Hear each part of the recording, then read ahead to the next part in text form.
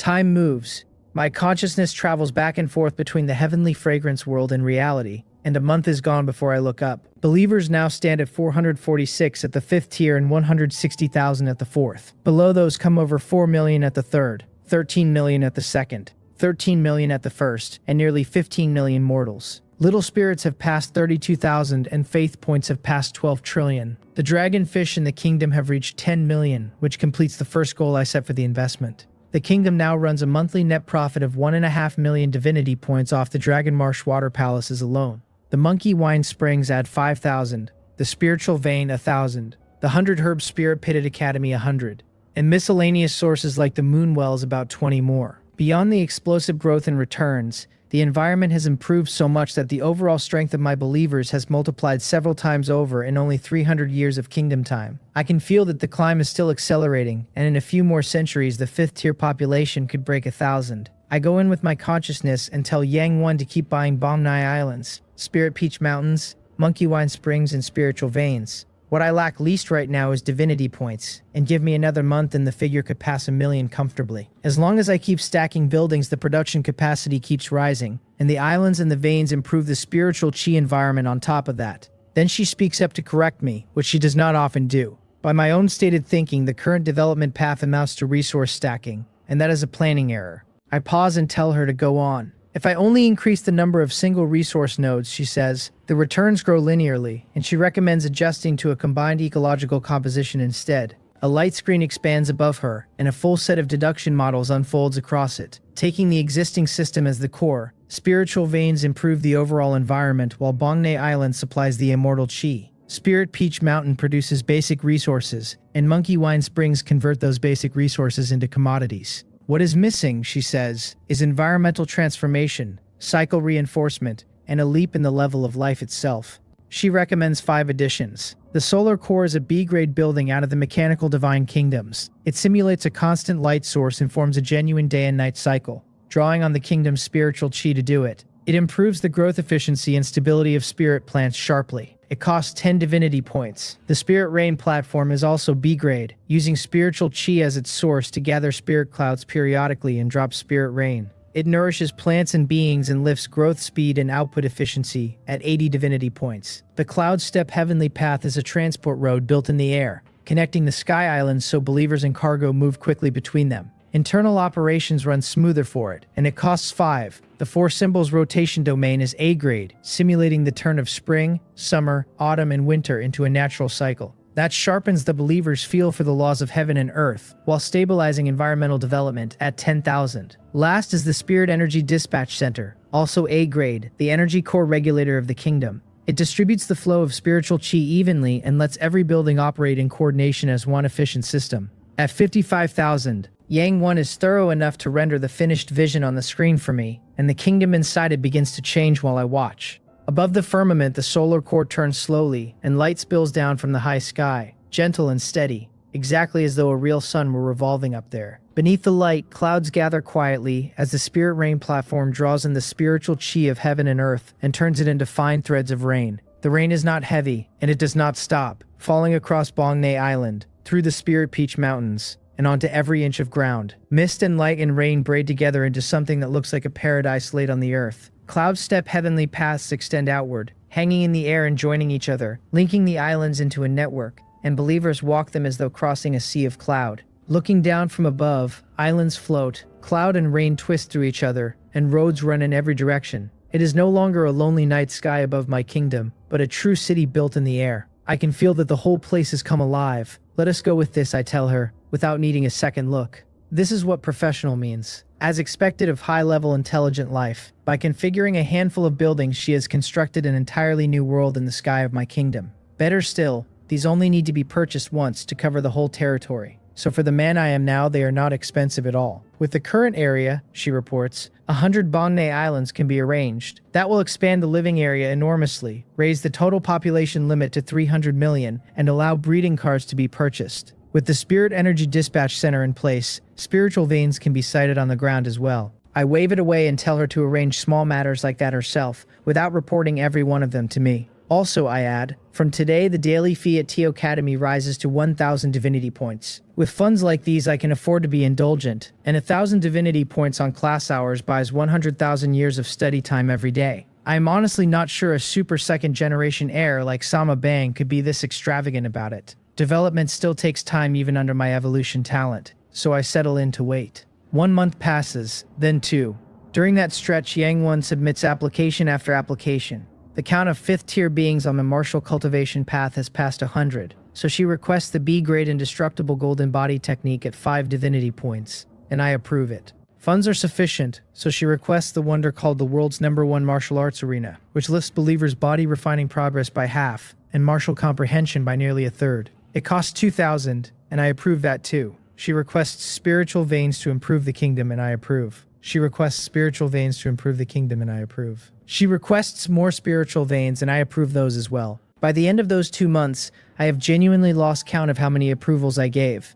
I feel increasingly fortunate to have bought high-level intelligent life, because with my own brain, I could not have finished that volume of work in a day without sleep. I have not stepped outside my door in over 2 months, since anything I need is either purchased from the mall or delivered by On Hey. At some point, I walk over to a chair and sit down carefully, and the chair, which is made of refined iron, shatters into pieces underneath me. I ask Yang One to buy a sturdier alloy chair and manifest it immediately, and to remind me how many chairs I have broken by now. My tone is helpless, and underneath it I am delighted. 2 months out here is over 600 years inside, and as my believers grew stronger, my own body became dozens of times more powerful. It is not only chairs, since by now every piece of furniture I own has been replaced with refined iron. I have no choice about it, because my strength is climbing faster than my control over it. Some days later, Sama Bang finally makes good on the restaurant. In a city where every inch of ground is worth its weight in gold, being able to run an establishment that large says everything about his family. A low-order god steps up to ask whether I have a reservation, and I give him Earth-class room number 5, at which he registers me as the young master's friend and leads the way personally. The other 3 are already there when I arrive, and I apologize for being late. It is fine, Ye Jianbong says, and I should sit and eat, because young Master Sama was hungry enough that he was about to stop waiting. Over these 2 months I have not left my room, and I have still spoken constantly in the group chat. The 4 of us have held small gatherings in the virtual world often enough that the relationship has gone comfortable. Sama Bang asks between mouthfuls how Ye Jianbong's strength has changed since his breakthrough to demigod, and Moon Oksu and I both turn curious at once. The changes are significant, he says. His kingdom has grown to 9 million square kilometers, and its internal rules are tending toward perfection. So from now on, his believers will break into the chi refining realm more easily. Beyond that, he says, the connection between himself and his kingdom is far closer. And in the real world, he can now use the enemy-repelling methods of his own believers. He raises his right hand lightly, and a ray of sword light formed out of spiritual chi appears at his fingertip. A small flick, and the wine glass in front of him is blasted into powder, while the wine itself, wrapped in a gentle force, never touches the floor. Is that divine power? I ask, and I do not have to fake being impressed. So-called divine power is only inheriting a portion of the believer's special abilities, he explains. His talent is the myriad sword body, and most of his believers have the aptitude to cultivate the sword Tao, so what he unleashes is sword chi. If a god's believers mostly cultivate fire, that god wields flame. Little sister Mun, with her water deity talent, will control water once she reaches the demigod realm. Those are the changes for gods on the cultivation path. The martial path relates mostly to the body itself, and high-level martial gods can shatter a planet with one strike. Gods on the mechanical path get computing power and creation instead. Put simply, divine power is the concretization of what the believers are good at. I ask, curious, what happens to somebody who runs cultivation and martial cultivation together? Then naturally he would hold a powerful body and cast spells at the same time, Ye Jianbong says. He looks at me with a little envy as he adds that with tenfold time flow and sufficient resources I could genuinely try to walk that road. A talent tied to the law of time is outstanding even among S-rank talents. Sama Bang cannot help warning me that under tenfold time flow, the believers develop fast, but the burden on the kingdom is heavy, and running both paths in parallel eats a great deal. Mun Oksu sips her tea and says her own family has elders who took the fusion path, that they are indeed strong for their realm, and that they are still stuck at third order god. I thank them both for the guidance and tell them I have a plan in mind, and I understand perfectly that the warnings are meant kindly. Then Ye Jianbong's gaze settles on me and stays there. My strength has changed enormously, he says, and it feels as though I'm nearly at a breakthrough to demigod myself. Already a demigod, his perception runs far sharper than the other two. Unlike our last meal together, The aura of my body is no longer weaker than Sama Bang's. And Sama Bang walks the martial path. He was the first of the four of us to break through only because he had already touched the threshold before he ever enrolled. By rate of progress alone, he thinks I am the fastest of us. Sama Bang and Mun Oksu both look shocked at that. I wave a hand and say modestly that I am still far from it, and that although my believers have changed significantly, the credit belongs to the educational resources of Taiyocho Academy. All three of them nod without thinking about it. Beyond the strategic buildings, a person never sees outside these walls. The study hall alone has let every one of their kingdoms reap enormously. For a prodigy from an ordinary background, the freshman gains would naturally be the steepest. Let us all work hard, Monoksu says, raising tea in place of wine, and wishes that the three of us still short of it break through inside our freshman year. Sama Bang agrees and says Brother Ye has taken the first step and the rest of us will catch up as fast as we can. Even coming out of the Sama family, he can see that breaking through this quickly says a great deal about Ye Jianbong's potential. Sama Bang's whole manner is a shade more humble today than it was at the first dinner. That is simply reality. Nobody says it out loud, and the standing of the four of us is quietly rearranging itself anyway. Curious, I ask Ye Jianbong where he ranks on the Taicho battlefield. Not great, he says, shaking his head, somewhere past 2,400,000, and he is probably the lowest ranked demigod in the whole academy right now. Trusting his myriad sword body, he had assumed his combat power was unmatched, and went to challenge the battlefield the moment he broke through, and the result disappointed him. This place really is a cradle for geniuses, and any demigod picked out of it at random would be a top-tier existence anywhere outside. Going straight to the battlefield after breaking through and still landing there is already respectable, Sama Bang tells him, and with his talent he might even become a true god while still at university. Brother Sama should stop flattering him, Ye Jianbong says with a wry smile, because that kind of thing is better left in dreams. Only after breaking through can a person understand how far a demigod still stands from a god. If going from divine creature to demigod is a sprint, then demigod to god is a marathon. Even in a gathering place like this, the number of monsters who reach god level during university stays vanishingly small. Come and drink, somebody says, and Sama Bang declares that the monkey wine I brewed tastes better than it did last time. I tell him to drink more of it since there is plenty. The meal is genuinely pleasant, running from divine kingdom investment to believer development and finally to stories about following their elders to the real divine kingdom battlefield when they were small. Afterward, I understand these children of great houses better than I did. Powerful gods carry good genes, so their descendants come out with a higher probability of powerful talent. The more powerful the elders, the more say they hold in the Federation, and the more resources they seize with it. The way they raise their descendants has nothing in common with a place like Yang County. The moment a kingdom awakens, the family funds an intelligent life and hires actuaries to plan its development, and S-grade buildings get placed while the kingdom is still in its barbarian phase. Powerful talent, a systematic and complete educational method, and resources supplied on request. It is no wonder that better than 8 in 10 of the strong across the Federation come out of the 5 giants. Someone like me, the one bird that flew out of the chicken coop, will often end up selling their freedom to a great house in exchange for the resources to invest at home. In Divine Kingdom development, one slow step makes every step slow afterward, and everyone here is straining to grab quotas, fight for resources, and pull in investment. By then I am home and lying on my bed getting ready to sleep. Then some boundary inside my body breaks. An invisible force comes down out of the void realm and passes straight through me, and my eyes open wide, because a believer has reached the chi refining realm. Blood runs through me like a river in flood. My bones give off a low rumble, and my muscles and meridians in every individual cell go into a frenzy of transformation. My power climbs at a speed I can barely hold on to. The air compresses between breaths, and my heartbeat sounds like war drums going off inside my skull. This is nothing like the enhancements before it, because my genes themselves seem to be leaping. My whole body is stepping straight out of the mundane and into another order of life. The pain gets past what I can carry, and my consciousness is pulled away from me by force. When I open my eyes again, I am already inside the Divine Kingdom, and the land is expanding. Everywhere I look, the territory extends wildly. Mountains rise up out of the ground, and rivers pour out of the void realm. The area climbs straight to 10 million square kilometers. Between heaven and earth, the rules begin perfecting themselves. The spiritual chi that was dense enough to be nearly liquid starts thinning as the rapidly expanding space dilutes it. In the distance, a great river crosses the world with a mighty current. Mountain ranges rise directly into the clouds, and lakes lie like mirrors reflecting the firmament. The wind moves, the clouds turn, and light from the solar core spreads across the whole world while my consciousness stands high above it. My kingdom has completed a change in kind, and I have finally become a demigod. The panel confirms it. Divine Kingdom area 10 million square kilometers, with the SSS-Rank evolution talent upgraded and now running at 100 times acceleration. Believers include 1 at the Chi refining realm and 4,600 at the 5th tier, and divinity points sit at 230,000. The area and the perfected rules matter less to me than the line about the talent. 100 times acceleration, 10 times higher than before, and the cost has fallen to a single divinity point a day. Standing inside my own kingdom, I laugh out loud because my Tao is promising. What is breaking through to demigod compared to watching the evolution talent upgrade? Before, when other people's kingdoms developed a year, mine developed 10. Now they develop a year and I develop 100. Yang 1 and Yang 2 congratulate me in unison.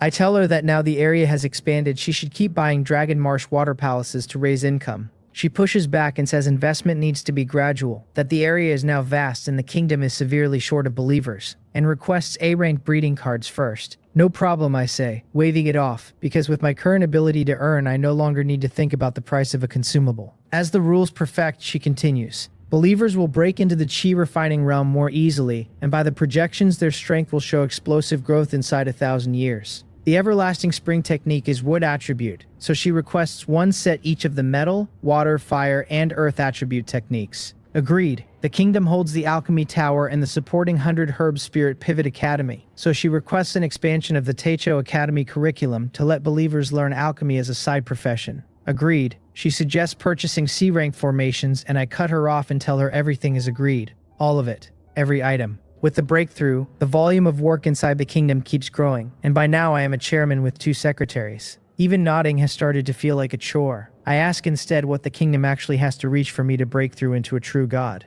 There are 2 conditions, she answers from the data. First, the believers alone must provide 1 divinity point daily in reality. Second, the total area must exceed 100 million square kilometers. 100 million square kilometers sounds simple enough, I say, since I need only buy Divine Kingdom expansion cards, and my face relaxes accordingly. They are not cheap, and money is the last thing I worry about, and at a 100-fold return I will never lack ordinary resources again. Then she tells me I have misunderstood. Unlike a divine creature, a demigod cannot increase the area of a kingdom through expansion cards at all. So what do? I ask. Absorb a Divine Kingdom core. I frown at that, because I know what one is. Every god has their own core, and the moment a core is destroyed, the god and every believer inside that kingdom die together. She explains that the Divine Kingdom battlefield has special rules, and that once a core is seized, all living things, all buildings, even the plants inside that kingdom collapse. A portion of its land turns into spoils of war and crosses space into the Winter's Kingdom. The rest drifts loose in the Void Realm, colliding with other remnants until, after uncounted years, it settles into the secret realms people go exploring in. Realization lands on me. No wonder they call it pioneering. After the alien gods are beaten, the winners send believers in to sweep every asset out of the kingdom first, and only then choose to take the core, because wasting resources would be shameful. I ask whether cores can be bought. They cannot, she says. A core has a great effect on demigods and gods alike, so after the resources are collected, a god will absorb it on the spot. There is no world in which one gets listed in the mall for sale. Then it seems I will have to go and look at the school's alien Divine Kingdom zone eventually. I mutter. If the world I live in were named Dimension 1, then the kingdoms we command all sit in Dimension 2. That second dimension is larger than the first by a factor nobody has bothered to count. These so-called gods are more like teenagers playing games in front of a screen. Except the games kill. Win and you take the opponent's resources and territory, lose and you die in reality. The rules are simple and cruel, and I find myself excited rather than frightened by them. A simple truth sits underneath it. The strongest player is not the one with the best mechanics, and not the one who pays to win, but the one running cheats. Without the cheat of the SSS-Rank evolution talent, I would still be scraping out a living with my parents in the Myeongwol community. Back in reality, I can feel that the transformation of my body has finished. Unlike the period as a divine creature when my power outran my control, my mental energy is now thousands of times stronger. I hold this body easily, and my connection to the kingdom has drawn even closer. Even standing out here, I can feel everything happening inside it in real time. Feeling the kingdom change second by second, I catch myself whispering that 100-fold time flow really is a fascinating thing to own. After the breakthrough, every month in the real world runs 3,000 years inside. With my current assets, 1,000 Dragon Marsh water palaces yield 15 million divinity points a month. The monkey wine springs add 5 million and the spiritual veins 200,000. And with miscellaneous income, the total reaches 22 million a month. I do not flaunt any of it and keep living exactly as before. The only visible difference is that I can now go up to the second floor of the heavenly fragrance world. The staff there are demigods, and the prices run to 2 million faith points for a night. That is a figure I could order 10 of without noticing. A month goes by in what feels like a blink. I sit cross-legged in my small courtyard and my skin turns golden at a thought. I open my right hand and flames sprout from all 5 fingers in different colors. Gold and green and blue and red and yellow. One for each of the 5 kinds of spiritual chi. After 3,000 years of development, the believers at the chi refining realm alone number over 10,000 and cover every spiritual root aptitude there is, so I can borrow from all of them. What comes through is not their full strength, but a version weakened by thousands or tens of thousands of times. With a believer population this large, the combined output of 10,000 chi refining cultivators still pushes my real-world strength past an ordinary cultivator at that realm. Thousands more on the martial path have reached the martial apprentice realm. The golden cast on my skin is the indestructible golden body technique at major mastery, and I have tested it deliberately, and this body crushes a D-rank weapon without effort. Going in with my consciousness, the panel has grown long. Believers now include over 12,000 at Chi Refining and 4,000 at Martial Apprentice, with 36 million at the 5th tier, 800 million at the 1st, and 1.5 billion mortals. There are 1,000 alchemists listed as a profession and 200,000 adult elves listed as dependents. The technique list is filled out with the 4 new elemental arts alongside the everlasting spring technique and the indestructible golden body, and divinity points sit at 1/10 million. With the A-grade breeding card supporting it, the total population has come close to 3 billion. Because I bought so many environment-changing resources like moonwells and spiritual veins, the growth time of the ancient spirit tree shortened sharply, and it has entered its mature phase along with the little spirits. An adult elf falls somewhere between a 5th-tier being and the chi refining realm in strength, and 10 of them working together in favorable terrain can genuinely threaten a chi refining believer. Against the current strength of my believers, the elves are not weak at all. Bongmei Islands and water palaces are still being deployed at speed, and even after 3,000 years of development, the resource buildings have not reached their limits. The main reason is that so many believers have broken into the chi refining realm at once that the population exploded. So resource investment began growing exponentially behind it. Food consumption surged, and the spirit stones and medicinal pills and training grounds they need expanded across the board, and an enormous quantity of resources now pours continuously into maintenance and improvement. None of that worries me, since the rate at which I earn will only accelerate, and I have no interest in being stingy with my own people. By my estimate, the resource buildings hit maximum capacity inside 2 months, and the monthly income after that reaches into the hundreds of millions. High above the kingdom, overlooking the whole changing world, Yang Won's figure condenses and she bows. The overall level of the kingdom has improved significantly, she reports, and some buildings no longer suit the stage we are at. Speak, I tell her. The Sea of Flesh and Blood Pool and the 100 Spirits Blood Pool, 1 B grade each, have marginal returns approaching 0 now that believer aptitude and the cultivation environment have improved so far. Her recommendation is to sell both and recover the resources, and I agree without hesitating, because they help nothing now and are honestly a waste of ground. She continues. 6 automatic concentrators, special building support only low-tier food compression and no longer meet the energy requirements of this stage. 610 flesh fungus specimens are ranked too low to satisfy the growth of high-tier believers. Her recommendation is to sell them together and replace the lot with a high-tier food system, and a light screen unfolds in the sky as she says it. The Qianwan Spirit Granary is B-grade, built for long-term storage of spirit grains. It constructs a stable spiritual sealing environment that locks in the energy and activity of the grain and prevents decay, and it costs 5 divinity points. Alongside it comes long-term procurement of grains like 9 Revolution Spirit Corn, Qianwan Golden Marrow Rice, Profound Crystal Spirit Nurturing Rice, Taichung Essence Condensing Rice, and Jasso Origin Nurturing Rice. At my believer's current strength and number, that will consume 5,000 divinity points every 100 years. The Dragon Meat Cold Store is also B-grade, built specifically to hold high-tier dragon flesh and blood. A dual system of low temperature and spiritual sealing locks the energy into the meat, at 20 divinity points. It comes with long-term procurement of dragon carcasses, Void Dragon and Profound Nether Dragon and Flame Dragon and Thunder Dragon and Earth Dragon among them, which will run 10,000 divinity points every 100 years. Last is the Myriad Spirits Dietary Hub at A-grade, an automated spiritual food processing building that combines high-tier meats with spirit rice and materials to mass-produce quality spiritual meals. It adjusts the nutritional structure automatically to what the believers need, which lifts absorption and cultivation effects sharply and turns resources into combat power efficiently. It costs 20,000. Reading all of that, I can only smack my lips at it. This is a complete upgrade, and with this in place, my believers will eat better than most gods do in the real world. Nobody else would ever sink this many resources into food, and I earn more than enough to cover it. With the number of resource buildings I now hold, even stripping out the evolution talent entirely, income would still cover the expense comfortably. It is precisely because she weighed my output first that Yang Wen felt free to propose something this luxurious, and I have no reason at all to refuse. Replace them all. She is not finished. 5 C-grade transmission towers have limited coverage and low inheritance efficiency, and she suggests upgrading them. The screen brightens on the replacement. The Myriad Laws Heavenly Evolution Divine Tower, an A-grade building covering up to 100 million square kilometers that supports large-scale technique inheritance and synchronous evolution.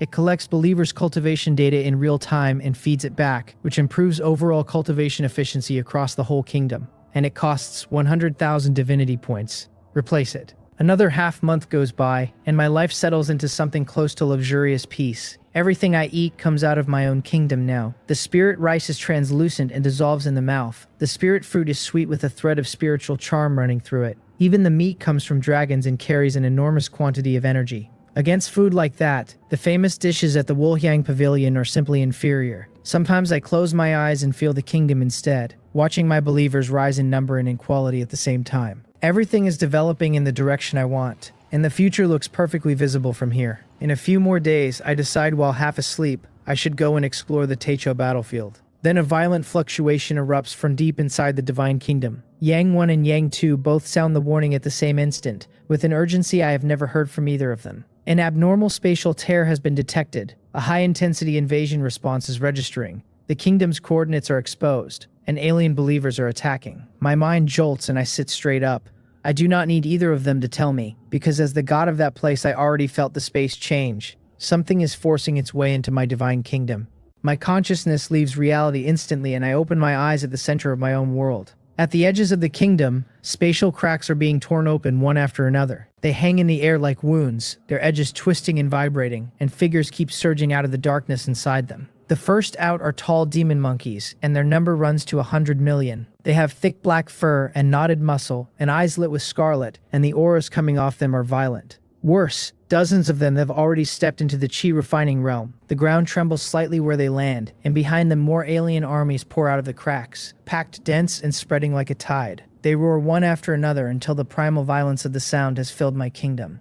War has arrived with no warning whatsoever. What in the world is going on? I say out loud, and I am not proud of the state of my voice. I am completely dazed. One moment I was eating spiritual meals at home, living a flat and comfortable farming life in a self-sufficient kingdom, with a superior environment and stable development. The next second, the kingdom is being invaded. The transition is abrupt enough that my heart is somewhere near my throat. This is the first time in any real sense that my kingdom has met an invasion. I have only just broken through to demigod. My SSS-Rank talent has only just finished evolving, and everything is developing quickly with a bright road ahead. I have no intention of dying before I have properly started. Yang 1 condenses fast and her tone stays calm. The current situation falls inside the normal risk range, she says. On breaking through to demigod, a kingdom's external accessibility increases significantly. A divine creature without believers at chi refining or above is basically unable to leave the kingdom for external exploration. Unless a higher existence actively locks on and deduces the coordinates, the kingdom stays relatively closed, and the probability of invasion is extremely low. My gaze darkens as I follow where that is going. After chi refining believers are born, she continues in the same flat voice. The degree of connection with the outside world rises. That makes it possible for other gods' believers to find you, and invasion events follow. The current situation most likely belongs to the random contact type, so there will be more of them in the future, I say, and my expression goes darker still. The probability exists. Then, after a short pause, she adds that I should rest assured, because the scan of the invading units is already complete. A light screen appears in front of me marking the demon monkey groups, their numbers and their energy fluctuations. The overall strength of the invaders sits far below the kingdom's current defense and combat thresholds, and the assessed threat level is extremely low. Yang 2's voice adds a suggestion that we organize an immediate cleanup, since it can serve as practical combat training. I stay silent for a moment, looking at the army still surging out of the cracks on the screen, and what actually rises in me is a strange sense of familiarity. Execute the cleanup, I tell them, and I do not hesitate again. Order received, Yang 2 answers, beginning troop deployment. The next moment, every part of my kingdom springs into motion. On the ground, believers gather like a tide while I stand high in the sky and watch the whole of it. There are 1,000 believers at the chi refining realm and more than 1,000 at martial apprentice. And those high-level believers hold position in the air above the army like blades, leading the formation. Below them, the ranked beings total 400 million. Packed dense as a black torrent, they march toward the borders in neat formation with their steps landing together. This is the first mobilization of this scale I have ever seen, and it does not look like an army at all, but like a geological event. Is this what a divine kingdom war at the demigod level looks like? I murmur, with hundreds of millions of believers turning up as a matter of course. The logistics system activates alongside them. With a thought, I sense countless pieces of storage equipment being distributed to the logistics units. Spiritual food and medicinal pills and spare weapons all compressed and packed away. There is no need for heavy baggage trains, so the army moves light and can still deploy full supplies at any moment. Under Yang Tu's direction, the war machine of my kingdom is running at full capacity. I look at the distant demon monkey army, then at my own, and reach the obvious conclusion, which is that we are firing a cannon at a mosquito. If I were still a divine creature, these invaders would be a catastrophe, and as things stand, there is nothing here to worry about. So I relax and settle in to watch the performance from a god's vantage.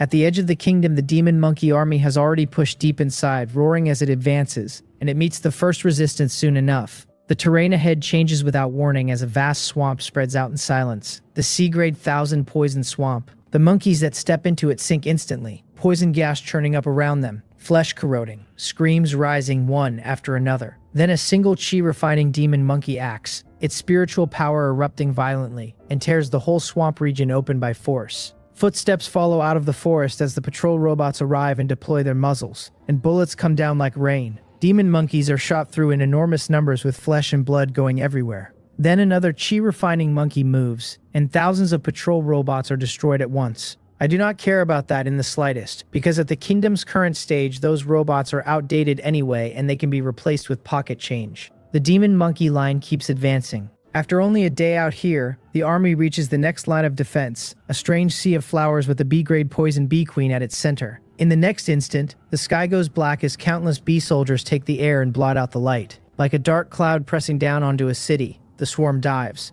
Ordinary demon monkeys and ranked ones dissolve alike the moment contact is made, flesh and blood turning to water, leaving not even bone behind. The scene is terrifying past the point of description, and I watch all of it without moving. The chi-refining demon monkey commanding the invaders shouts for every unit to advance at full speed and get clear of the flowers. There are simply too many poison bees, and even a chi-refining powerhouse finds them troublesome, because killing them all is not a thing that can be done. The longer the army stays here, the worse the bleeding gets. Watching losses among his soldiers past 3 and 10, the marshal wavers visibly. By the instructions of his own deity, the target of this attack was clearly the kingdom of a mere divine creature. So why are there this many defensive structures, and why is the spiritual chi thick enough to chew? He is beginning to doubt whether this is a divine creature's kingdom at all. Then he thinks about the orders he was given, and there is nothing to do but bite down and push deeper. Yang One's voice arrives at exactly the right moment. The poison bee queen cultivation area has completed its environmental reconstruction, she reports, and the original corpse flowers have been removed and replaced with a highly toxic ecosystem. The screen switches and shows the ground under a carpet of strange spirit plants, soul-rotting blood vines, and bone-devouring ghost orchids and soul-severing black stamens, with a poisonous aura sitting over all of it. Current toxicity level, she adds, will kill a 5th-tier creature on contact. My eyes flicker at that. I look back at the battlefield being swallowed by the swarm, then at my own believer army approaching the outer perimeter, and I am left with one clear feeling. These invaders did not come here to invade so much as to die. Over the next few days, inside my perception, the demon monkey army's route shifts steadily toward a towering forest. Ancient trees reach up until their branches and leaves interlock and nearly close off the sky. This is the territory of the elf clan. Monkeys were born in mountains and forests and are drawn to that kind of ground by instinct, which is exactly why they chose a marching route that runs through the deep woods. The moment they step in, the air changes. Figures come out of the shadows between the trunks, and these are the adult elves. Unlike the little spirits, they stand slender and upright and close to 7 feet tall, their skin carrying a faint natural luster, their hair mostly pale gold or silver and moving gently in the wind. What draws the eye are the bows. The bodies of those weapons look alive, patterns flowing across the wood, a rich and pure aura of life coming off them. The elves themselves are not gentle right now, and what they carry is an extremely sharp vitality. No arrow has been loosed yet, and the intent to kill is already standing in the air. The elf at the front speaks slowly, calm and beyond argument. This place is the domain of his clan, and outsiders should retreat. 3 short sentences, and the whole forest goes silent. The demon monkey army stirs on instinct. Then dozens of chi-refining auras press down together as the monkey powerhouses move to steady the formation. They do not attack and only watch. while the expressions on those chi-refining faces change badly. The adult elves are not numerous, and every one of them is a powerhouse. Their auras are enough to make even chi-refining demon monkeys feel a threat with death in it. The scarlet in the lead monkey's eyes dims slightly as its thoughts race. What kind of divine kingdom is this? A divine creature's kingdom should be entirely under its god's control. So how has a race with independent consciousness appeared here? One capable of posing a real threat. And is the human deity not afraid of a backlash? Unease surfaces in it before it can suppress the thought. While it hesitates, a heavy vibration comes out of the depths of the forest, the tread of something enormous moving. A giant shadow emerges through the trees. It is a tree, with countless vines hanging down like tentacles and an aura that presses on everything under it. Foundation establishment, the monkey leader roars, and there is open terror in the sound. It makes the judgment on instinct that they absolutely cannot fight this and have to go around. Just as it prepares to order the withdrawal, a black tide appears on the far horizon and the earth shakes. Above the sky, figures come striding through the air. My believer army has arrived. Looking at the thousands of figures standing in empty space, the monkey leader is simply stunned, pupils contracting, breathing gone heavy. It has one thought left, which is to ask its god where on earth that intelligence came from, and for a moment it genuinely suspects it has trespassed into some other deity's kingdom entirely. Then a divine oracle rings out slowly from the sky. It is not mine. Yang Tu is the one transmitting it, and his voice is ruthless and cold and absolutely certain of its own authority. Carrying across the whole world, those who trespass into the divine kingdom are all enemies, he says. Elf clan, heed my command. The voice pauses as though the world itself is waiting on it. Coordinate your attacks and annihilate them. The lead adult elf does not hesitate for an instant. He bows his head and drops to one knee, and his voice comes out calm and devout. They accept the divine oracle. They thank the god who granted their clan a land this bountiful.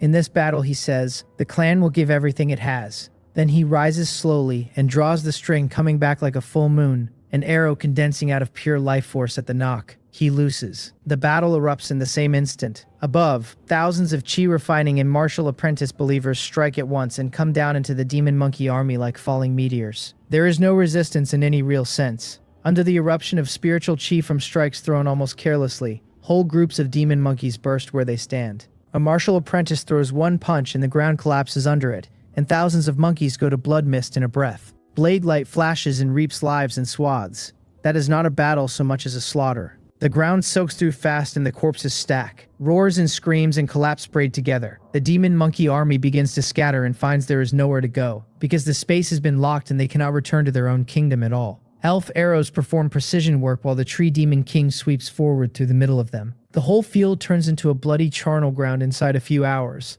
In less than a day of kingdom time, it is finished. With no prisoners and no survivors, every invading monkey wiped out. Afterward, the logistics believers take over smoothly. Corpse recovery, resource decomposition, battlefield cleanup, all of it orderly and none of it needing my attention. Then Yang Tu's voice comes again with an application for a reward scheme submitted, and I approve it for execution. The next moment, 100,000 moonwells and 100,000 suns springs descend together into the territory of the elf clan.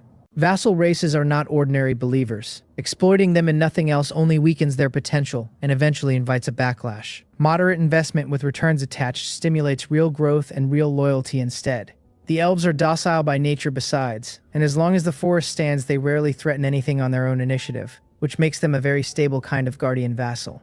I have deeper plans for that forest anyway because it can be forged into a natural line of defense for the whole kingdom. The wells and the springs will accelerate the ancient spirit tree, and given time this will stop being a forest and become an elven kingdom, which for me is a far heavier barrier than trees. Before the cleanup even finishes, Yang Tu reports again. All invading alien believers have been completely annihilated. Based on analysis of the spatial residue, the coordinates of the opponent's divine kingdom have been successfully captured. A light screen unfolds and a string of stable spatial coordinates appears on it. By the big data on Divine Kingdom warfare, he adds, the troops committed to an invasion average about 3/10 of total combat power, and he begins to offer a suggestion. No suggestions needed, I tell him, and there is nothing to argue with in my voice. Follow the coordinates and strike back. He pauses briefly and confirms the command. Since the other side already knows my coordinates, whether this invasion was random or not, it is a threat that exists, and threats have to be removed. I do not hesitate over it for a second. Defense was never the optimal solution. Killing an enemy 1,000 miles away makes sense, and holding a wall for 1,000 days does not. Since the other side reached out a hand, I will take the hand off. The entire army is ready, Yang Tu says, commencing coordinate lock. Space vibrates and the whole area holding my army is pulled through the channel at once. We come out into another kingdom, where the sky and the earth are dim, and the air carries a primitive violence. The mountains and forests are rugged, the vegetation is disordered, and although spiritual chi exists here, it moves chaotically and wild. In the distance, groups of monkey tribes can just be made out moving around. Sitting inside my own kingdom, I see all of it immediately through Yang Tu's perspective, and one look is enough to put me on my feet. My pupils contract and my judgment of a random invasion shatters on the spot. I recognize this place. It is the examination site from the Yang County #1 middle school midterm, the kingdom of the demigod demon monkey who once gifted me a Spirit Peach Mountain as starting capital. Every clue connects in the same instant. This was never an accident, because I have been targeted. My voice goes more serious than I have ever heard it. Yang 1, I say, if we exclude a random encounter and assume intent, how does a god in reality locate somebody else's divine kingdom coordinates? She answers immediately and without softening it. It can be done through a special item, the Divine Kingdom Coordinate Deduction Card. I frown and tell her to be specific. The item has strict limitations, she says in the same calm register. The success rate of a deduction depends on how much information the user has acquired. That includes the target god's identity information, past contact records, and whether either party has entered the other's kingdom. The more complete the information, the higher the success rate. If key contacts are missing and the deduction runs on vague characteristics alone, the rate drops sharply and approaches 0. She adds that Bongnay Island has been deployed inside my kingdom for a long time now, and that it carries a degree of coordinate shielding which raises the difficulty of any external deduction significantly. So under normal circumstances, I say slowly, it is very difficult for me to be locked onto. Yes, she says, unless there is a clear connection between the two parties. Then she supplements the answer. By the rules of Divine Kingdom warfare, higher-tier gods usually cannot invade the kingdoms of lower-tier gods directly, and forcing entry demands an extremely high price. The greater the tier gap, the higher the cost of the invasion, until at some distance it stops being feasible at all. I do not answer. I look at the coordinates in front of me, while my thinking runs outward. This whole rule set feels like a screening mechanism somebody designed on purpose. In the lower tiers, they slaughter each other and the winners rise. Above that, they keep slaughtering. Layer by layer, it sifts, and only what survives is permitted to keep climbing. It is a sealed jar with everything venomous shut inside it, and whatever crawls out at the end is what the world wanted. This world was never built for peaceful development, since it exists to filter out the strong. I shake my head gently and put the thought away, because thinking too far is useless, and the matter in front of me is what matters. I turn my attention back to that alien kingdom. There is little point analyzing how the demigod demon monkey found my coordinates, since the answer is sitting inside its own territory. My eyes go cold as I decide to conquer it first and talk afterward.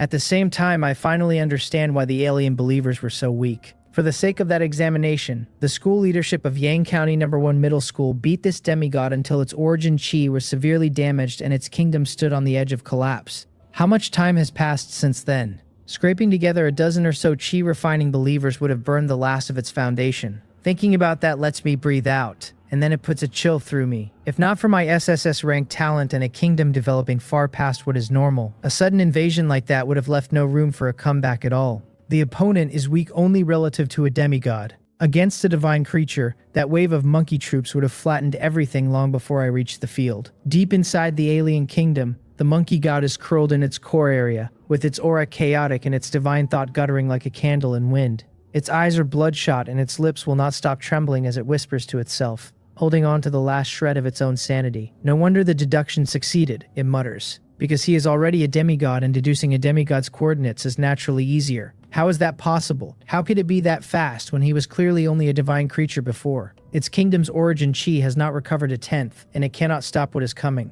It looks up suddenly with resentment and fear tangled together behind its eyes, and says that the human race lied to it, that all of them lied to it. Its voice climbs in phrase toward breaking as it insists it cannot die, that there must be a way, that there has to be one. Then the voice drops again and only sounds hollow. On the other end, my army has already driven deep. My believers march more than 10 times faster than they did during the midterm examination, and the outer defenses that once required a careful advance are functionally absent now. Defensive structures that were never fully repaired get crushed and cleared along the way, without even qualifying as a delay. Unlike a reclamation operation, Yang 2 spends no effort collecting resources en route. Every order carries a single objective, which is the Divine Kingdom core. In a Divine Kingdom war, the first goal is to kill the opposing god, and reclamation comes afterward. Watching the scattered and barely organized monkey resistance on the screen, the tension finally goes out of my face. The situation is easier than I expected, and those hastily assembled forces cannot assemble a defensive line worth the name. So the group that invaded my kingdom was already your last card. I say quietly, and my tone cools as I say it. You treated me as a divine creature and thought you could take back a Spirit Peach Mountain. I laugh a little at that with frost in my eyes. Then you did not know that this move would cost you your life. You are going to be the first alien demigod to die by my hand. My consciousness withdraws and returns to reality. Even at the marching speed my believers hold, actually reaching the core area still takes time. At least another decade of advance inside the kingdom, which comes to something over 10 days out here. Since the outcome is already decided, I stop being in a hurry about it. Rather than watch every step of the advance myself, I trust Yangto's judgment and deployment more than my own. And for now, I only need to check in occasionally to catch anything unexpected. Time passes quietly. One day, while I am resting with my eyes closed, Yangto's voice arrives to say we have reached the core area of the enemy kingdom. My eyes open on the words and I sink my mind in without pausing, and my consciousness crosses over along the coordinates. My vision expands and I am standing high above that alien kingdom. What meets me is a massive demon monkey army that has been forced together by whatever authority is left. 6 chi-refining demon monkeys stand at the very front, and although their auras are strong, they are faintly thin and unstable. Plainly forces raised in a hurry. Behind them come dense ranks of tiered demon monkeys, and the total is already under 100 million. Their formation scattered and their aura far below what it was. Further back is something close to total chaos. 400 or 500 million ordinary demon monkeys have been driven onto one side of the mountain range and packed into a dark swarming tide. Even juveniles that have not finished growing have been stuffed into the ranks, holding crude wooden sticks and making a disorganized chorus of noise. That cannot be called an army. It is a race that has been backed into a corner. One look tells me the whole story, which is that the other side has no way out and has put every usable body on the line for a final struggle. I stay silent for a moment while my gaze moves across a battlefield that is familiar and strange at the same time, and something I cannot name rises in me. During the original midterm examination, I was the one being hunted. An army of millions of demon monkeys swept toward me and drove me into a flight that ran for millions of kilometers without a place to stop. That powerlessness is still clear in my memory today. Now it is the same race and the same scene with the positions exactly reversed. I let out a soft breath because attack and defense have changed hands. So this is what a divine kingdom war is. I stand in the sky and look down. In the eyes of the alien believers, fear and madness are wound around each other. Some roar, some shake, and some kneel on the ground as if praying for a survival that is not available at any price. It occurs to me suddenly that once the core is seized, every life here returns to nothing. There are no prisoners and no retreat, only a last struggle between living and dying, and the air is thick with an oppression that has weight to it. Then a familiar aura condenses in the sky above, and the demigod demon monkey appears again. It carries none of its former arrogance now. Its aura is weak and its expression holds a panic it cannot hide. "Human demigod," it says hoarsely, "spare it this once, and it will tell me a secret." I do not answer. I simply step forward, and my consciousness incarnation expands rapidly, my figure rising section by section until I am level with it. My gaze stays calm. What secret? It grinds its teeth and tells me to withdraw my troops first. I glance at it and wave a hand casually and say we will talk after the battle, in the tone of a man settling something trivial. The order is given and Yang Tu executes it instantly. The Great War begins, and there is almost no suspense in it. The gap in numbers is too large, and the gap in power is larger still. Chi-refining and martial apprentice believers go through the final defensive line like blades through cloth. The monkey resistance begins collapsing on contact. Under the roar of spiritual power, whole swathes of life are wiped out. Adults and juveniles who have not finished growing, those who roar in resistance, and those who run in terror. None of the distinctions matter. Under a single strike, flesh and blood go into the air. Corpses fall in heaps. The mountain range dyes dark red, and the smell of it fills everything. There are mother monkeys shielding their young in their arms who are blasted to blood mist along with them a heartbeat later. There are monkeys kneeling to beg who lose their heads before the words are out. The entire core area is a purgatory. Through all of it I watch, and my expression stays calm. It is not that I feel nothing, it is that I understood a long time ago that these are the rules of the world I live in. Aliens eat humans, gods eat humans, and humans eat humans. That is the whole of it. I may find it cruel and I will not feel pity, and I will certainly not go soft, because I know perfectly well that if I do not eat, the one being eaten is me. I close my eyes slowly, and when I open them, there are no ripples left in my gaze. All living things are drowning in the same bitter sea. You and I both carry knives, and each of us is only crossing his own tribulation. Feeling its believers' auras dissipate on that scale, the alien demigod finally loses its composure entirely. It looks up and roars at the sky, and the spiritual chi of the world gathers frantically. The chaotic air currents are dragged together by force into a silver iron staff hundreds of feet long that spans the firmament. It comes down at my believer army with a whistle that tears the air open. So I move as well. A god's power originates in their believers, and this one's believers have been slaughtered nearly to exhaustion. So the strike looks grand and is made of paper. My consciousness elevates instantly into a golden giant standing between heaven and earth. I reach up and take hold of it lightly. That staff shatters inch by inch in my palm like something folded out of paper, turning into countless specks of spiritual dust that go off on the wind. Then my figure flashes and I am directly in front of the alien demigod with my 5 fingers closed around its neck. At the same moment, a chi-refining believer speeds up from below, holding a purple crystal in both hands with a respectful expression, and announces that the Divine Kingdom core is here. My gaze falls on it. The crystal is about the size of a human head with purple light moving through it, and inside, countless tiny points of light rotate slowly like a world in miniature. Complex patterns surface faintly on the shell, each one tied to the rules of that kingdom, and the aura it gives off is stable and deep. This is the foundation of a divine kingdom, and once it is shattered, everything returns to zero. Mercy, the strangled demigod, manages, saying it does not want to die, its voice breaking apart between words, and its eyes full of terror. My expression stays cold as I tell it to speak, and to say what the secret actually is. It forces the words out and asks whether I can swear first. Swear to spare it. You are in no position to bargain, I say without inflection, and I shift my gaze at the same time. The believer understands immediately and closes both hands. The purple crystal begins contracting slowly in his palms, and cracks start crossing the surface. The alien demigod's scream comes out shrill enough to shake its own consciousness nearly to collapse. It will talk, it says, it will talk. Its voice climbs into panic. It was originally unable to deduce my coordinates at all, and it was the human race, somebody who contacted it and handed over my information. My gaze goes cold. What information? He has been to my kingdom, it says, and I also entered its kingdom during the examination, and there was some basic data besides, and he provided a Divine Kingdom coordinate deduction card as well. Who is it, I ask. It says it cannot remember for a moment. My expression does not change and my voice loses the last of its warmth. Then there is no need for you to stay alive. The force in the believer's hands rises again, and the crystal begins vibrating violently, and the demigod's roar nearly tears the sky in half. It remembers. It screams. It remembers. And its voice fills with despair as it says it. The surname is Na, it tells me, and the man is called Namyeon. It is him, and it was that man who ruined everything when it had already been willing to accept its loss. As the last word leaves it, my hand is already up. A palm comes down on the crown of its head, and with a small sound its consciousness shatters and is annihilated whole. After a brief silence, Yang Tu reports that the alien deity's death is confirmed, and suggests beginning the reclamation process immediately before absorbing the core. I glance at the purple crystal and shake my head slightly. There is no need, I tell him.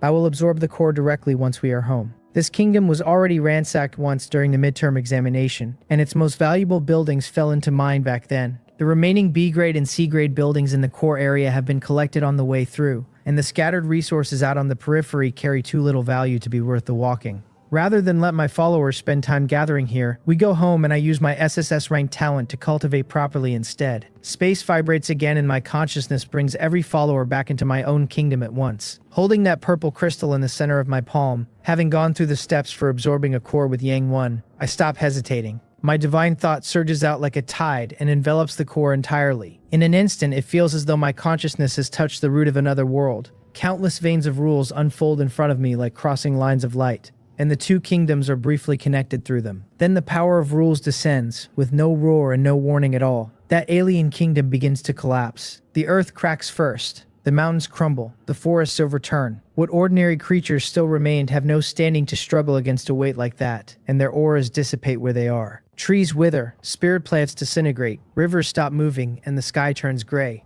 In the next moment, space vibrates again. At the edge of my own kingdom, a brand new piece of land appears out of nothing. Mountain forests, terrain, rivers, all of it looking as though it were cut out whole and forced into place. Two different sets of rules collide briefly, then fuse, and everything settles. My mind jolts, because I feel clearly that my kingdom has just completed a substantial expansion, and its range has risen by a full 10th. Divine Kingdom area, 11 million square kilometers. I let out a slow breath and look across the newly born territory. In the instant those boundaries extended outward, my whole being seemed to sublimate. It is not simply that the place got bigger, It is an elevation on a fundamental level. With my consciousness connected to the kingdom's origin, I can perceive clearly that every inch of expanded territory raised my own height along with it. My soul is more solid, my perception sharper, and even my thinking has gone clearer. It is as though the whole of me was quietly lifted a level, and the feeling is extremely subtle and completely real. I can vaguely sense my life level creeping toward a higher dimension in step with the kingdom. What is harder to ignore is the craving that follows it. The moment the first core went in, something deep in me caught fire. It is an indescribable pleasure, and it is not simply an increase in power. It is the satisfaction fed back at the level of rules after plundering, annexing, occupying. It is like tasting something forbidden, and once touched it is difficult to forget, and the instinct that follows once more. An expanded area means followers have more living space to multiply and expand and be screened in. It means more resources can be developed, more buildings deployed, the whole system pushed up another step. All of it feeds back to me in the end, because the stronger the followers, the more prosperous the kingdom, and the more prosperous the kingdom, the stronger I become. My gaze darkens slightly, and I force the desire spreading through me back down where it came from. There is still a coldness sitting in my eyes. After a moment of silence, I ask whether the full picture of this war was recorded. The full recording is complete, Yang One tells me. I nod and give the instruction. Send the complete video to the head of the Na family, Na He, and while you are at it, ask them how they intend to explain this. She confirms it, and the package goes out through the Federation's communication channels while she is still speaking. I lean back in my chair with my eyes narrowed. I certainly do not think this involves the whole Na family. Their investment in me is enormous, and they plainly regard me as a key cultivation target, so the whole idea is contradictory and there is no motive anywhere in it. The real problem can only sit with an individual. Na Myung-hyun. The name goes through my mind and my eyes cool by several degrees. The grudge between us was never large, a verbal dispute at most, and for him to strike from the shadows with a method like this runs well past what I expected of him. If my kingdom had not developed far past what is ordinary, I would certainly have died in this calamity. I thought he was only a stupid second-generation heir, and I clearly underestimated the people of this world. I am cultivating in Taecho City, and it is not convenient to go back personally over something this small, so I will borrow a knife instead. The corner of my mouth curls into an extremely faint arc. Nahe is no fool. A man who leads an entire family understands trade-offs better than anyone alive, and I believe one viewing of that video is enough for him to arrange everything without a word from me. For some things there is no need to say much. I only have to display my own value, and somebody else will handle the rest on my behalf. With that settled, I stop thinking about it, stretch, feel my whole state loosen, and fall asleep before long. Back in Yang County, the Na family has exploded. Na He orders a family meeting held overnight and specifically insists it be conducted in reality. The compound burns bright and the atmosphere in the main hall is oppressive and formal. Elders and senior officials gather.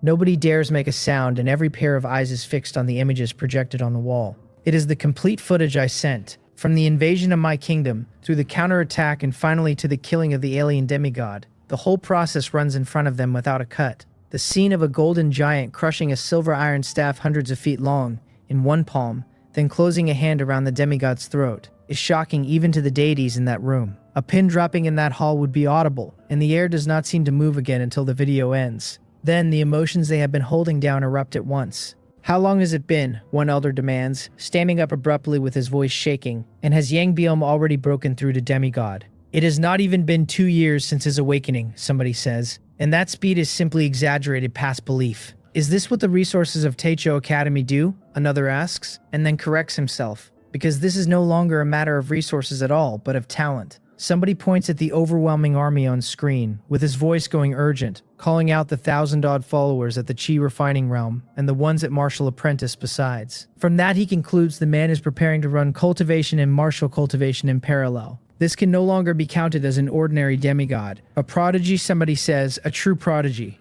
The Na family has picked up a treasure. It is more than a treasure, another answers. This is an opportunity. As long as he does not fall, in the future, the sentence stops halfway and nobody dares finish it, and everybody in the room understands what was not said. Breathing grows heavy around the hall. Excitement and shock and disbelief wash over elders, who are normally composed, and their faces go red with agitation. Living in a place as remote as Yang County, their resources are limited, and so is what they know. Somebody like Na Bing, holding a B-grade talent in the ice spiritual route, was already enough for the entire family to pour everything into. Now they are looking at a man who went from awakening to demigod in under 2 years, and that level of talent and growth has long since passed the edge of their understanding.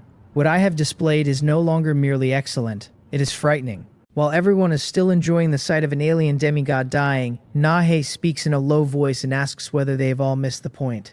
They stall for a beat, then work it out, and every gaze in the room turns toward one couple, Na-hyun and Yo Myung-myung. A terrifying pressure fills the council chamber. Both of them are gods, and both of them feel the nearness of death. "You two really raised a fine son," Na Seung-pung says, and his voice arrives before he does. His figure vanishes like a ghost and reappears directly in front of them. "Colluding with aliens to strike at one of our own," he says, and asks whether they wish to die. Two heavy slaps land almost simultaneously, and the space shudders slightly with them. As fellow First Order gods, it is not that they could not resist, it is that they do not dare. Na-hyun suppresses his shock, and his voice climbs with urgency as he swears the two of them knew absolutely nothing. If there is a single false word in it, he says, he is willing to swear on his divine kingdom, let his godhead shatter and let him fall into the void forever. An oath on the kingdom is the most solemn thing a god can offer, and he does not hesitate for a second over it. He understands better than anybody that this is not a moment for reasoning, but a critical moment for clearing his own name. Yo Myung-ye's face is pale and her lips are trembling as she adds,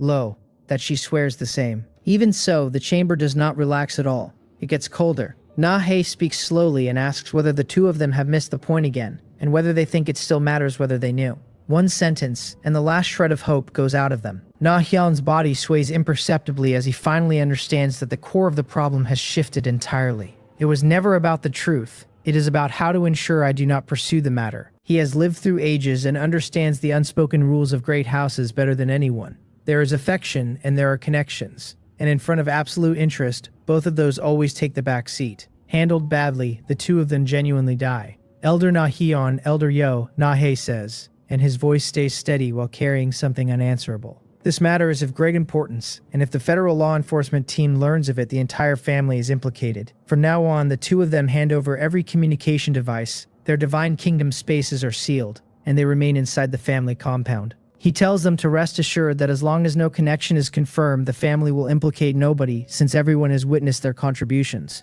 The hall goes dead silent afterward. The more dignified the phrasing, the clearer the irreversibility underneath it. Bitterness rises in Na-hyun. So what if they are gods?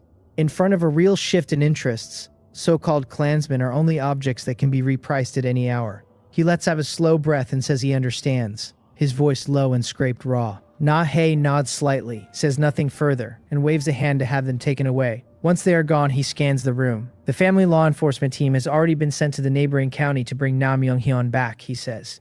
Besides that, how do they all think the family should compensate Yang Baeom? The chamber goes quiet a moment and then comes alive again. One elder speaks first and points out that the family holds 100,000 divinity points in liquid funds. He suggests investing all of it directly, since Taiyocho City is said to burn money with every step taken there. Another elder joins immediately to note the storehouse holds a great many B-grade building resources. Somebody remembers there is also an A-grade resource building in there, a spiritual vein, which helps a growing kingdom immensely. Another has had somebody look into me and reports that I never used my position to bully anyone at school. I once had a best friend named Jang Pang and still keep in touch with him in the virtual world, which he says shows a man of loyalty. That kind of person does not turn his back once he gains power, so the family can fully increase its investment and trade resources for a future. Exactly. Somebody agrees at once. If an opportunity like this falls on the Na family and they fail to seize it, that would be an unforgivable sin against heaven. For a moment, the opinions in the chamber are surprisingly unanimous. The world has always worked this way. When a wall is about to fall, everyone stands clear of it for fear of being caught underneath. When a force rises like a dragon, people scramble to lift it higher on nothing but a rumor in the wind.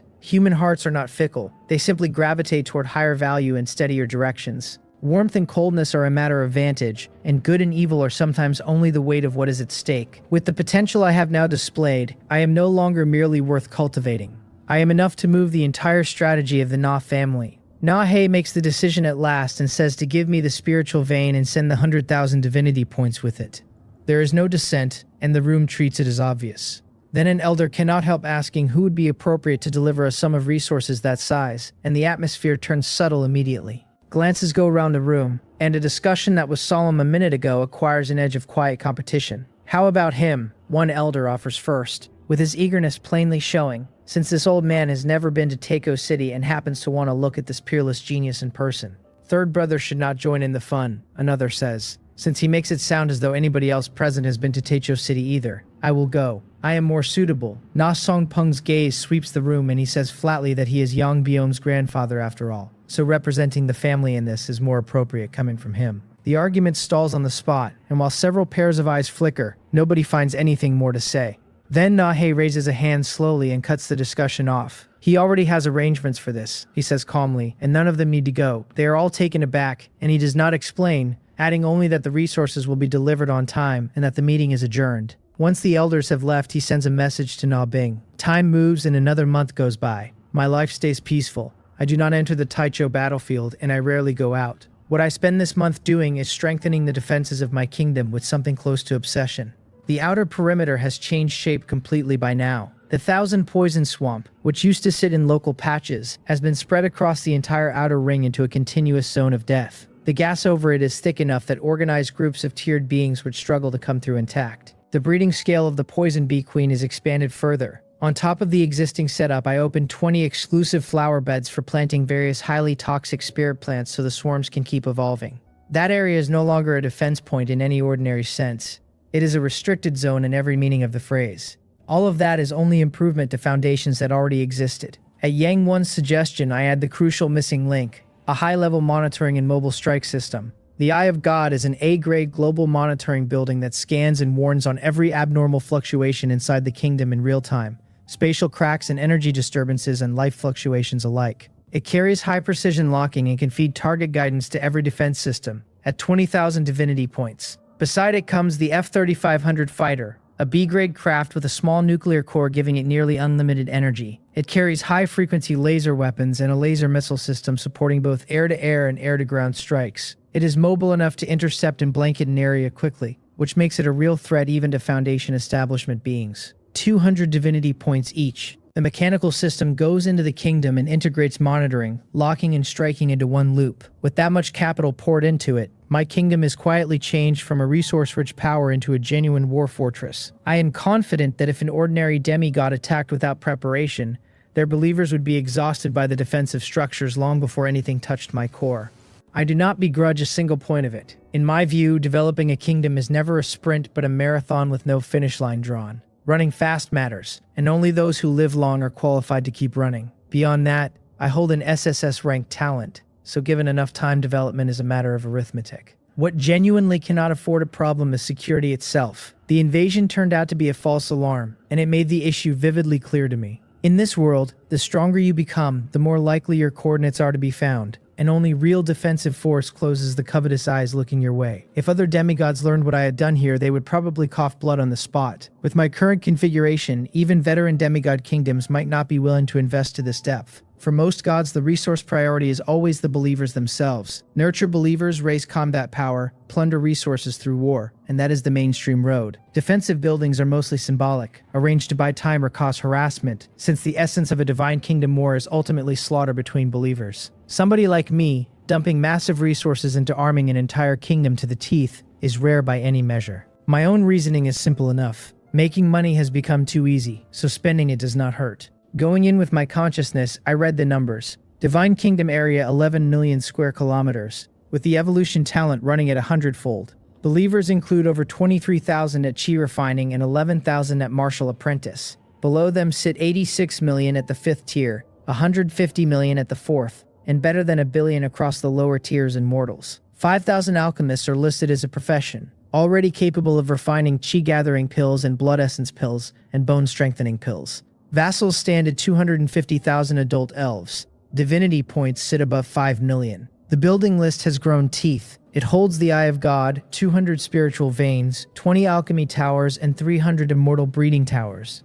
After those come 500,000 monkey wine springs, 1,000 fighters, and 500,000 poison swamps. Under the 100-fold evolution talent, the kingdom's largest income is now the fishing industry, netting as much as 150 million divinity points every real month, with the liquor industry second at 50 million. The spirit stones from the veins all go straight to the believers, and at the output of 200 veins, even several times the current chi refining population could not drink it dry. The moonlight dew and the sun essence are left to the elf clan to use however they like. With resources this abundant, I do not sell basic goods outside at all and instead put every unit of it back into believers and vassals. I stand high in the sky of my own world and look it over quietly. The spiritual chi runs thicker every month, the the rules grow more stable, and powerful auras surge everywhere in it. I can perceive clearly that some believers have reached the ceiling of the chi refining realm and are pushing at the foundation establishment threshold. Feeling that, I catch myself getting restless, and the thought arrives on its own. Perhaps I should go to the alien divine kingdom zone and try it. I remember the last core going in. That sense of power rising and life level climbing is still vivid, and it pulls at me the way a drug pulls at a man who has already used it once. Go to the zone, the thought says, and swallow another core. Then I take a deep breath and force the excitement back down. Be steady. A divine kingdom war is a gamble with a life on the table and cannot be entered casually. My advantage was never a momentary burst. My advantage is time. With an SSS-Rank talent, holding my pace makes me a powerhouse eventually, and blind expansion is the single largest risk available to me. Step too wide and something tears. At the very least, I should wait until Foundation Establishment believers are born.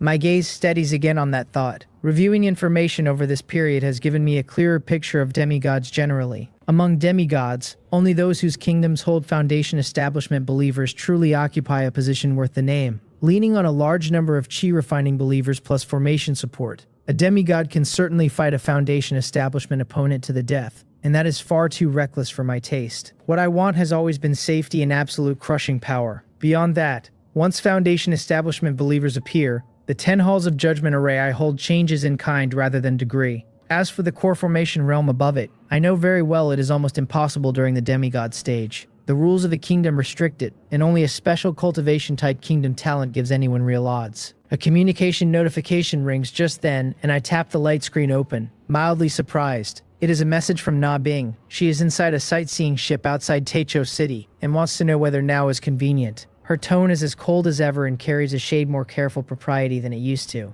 I raise an eyebrow and ask why she came all this way. Her father asked her to come, she says, and that sentence gives me most of the picture already.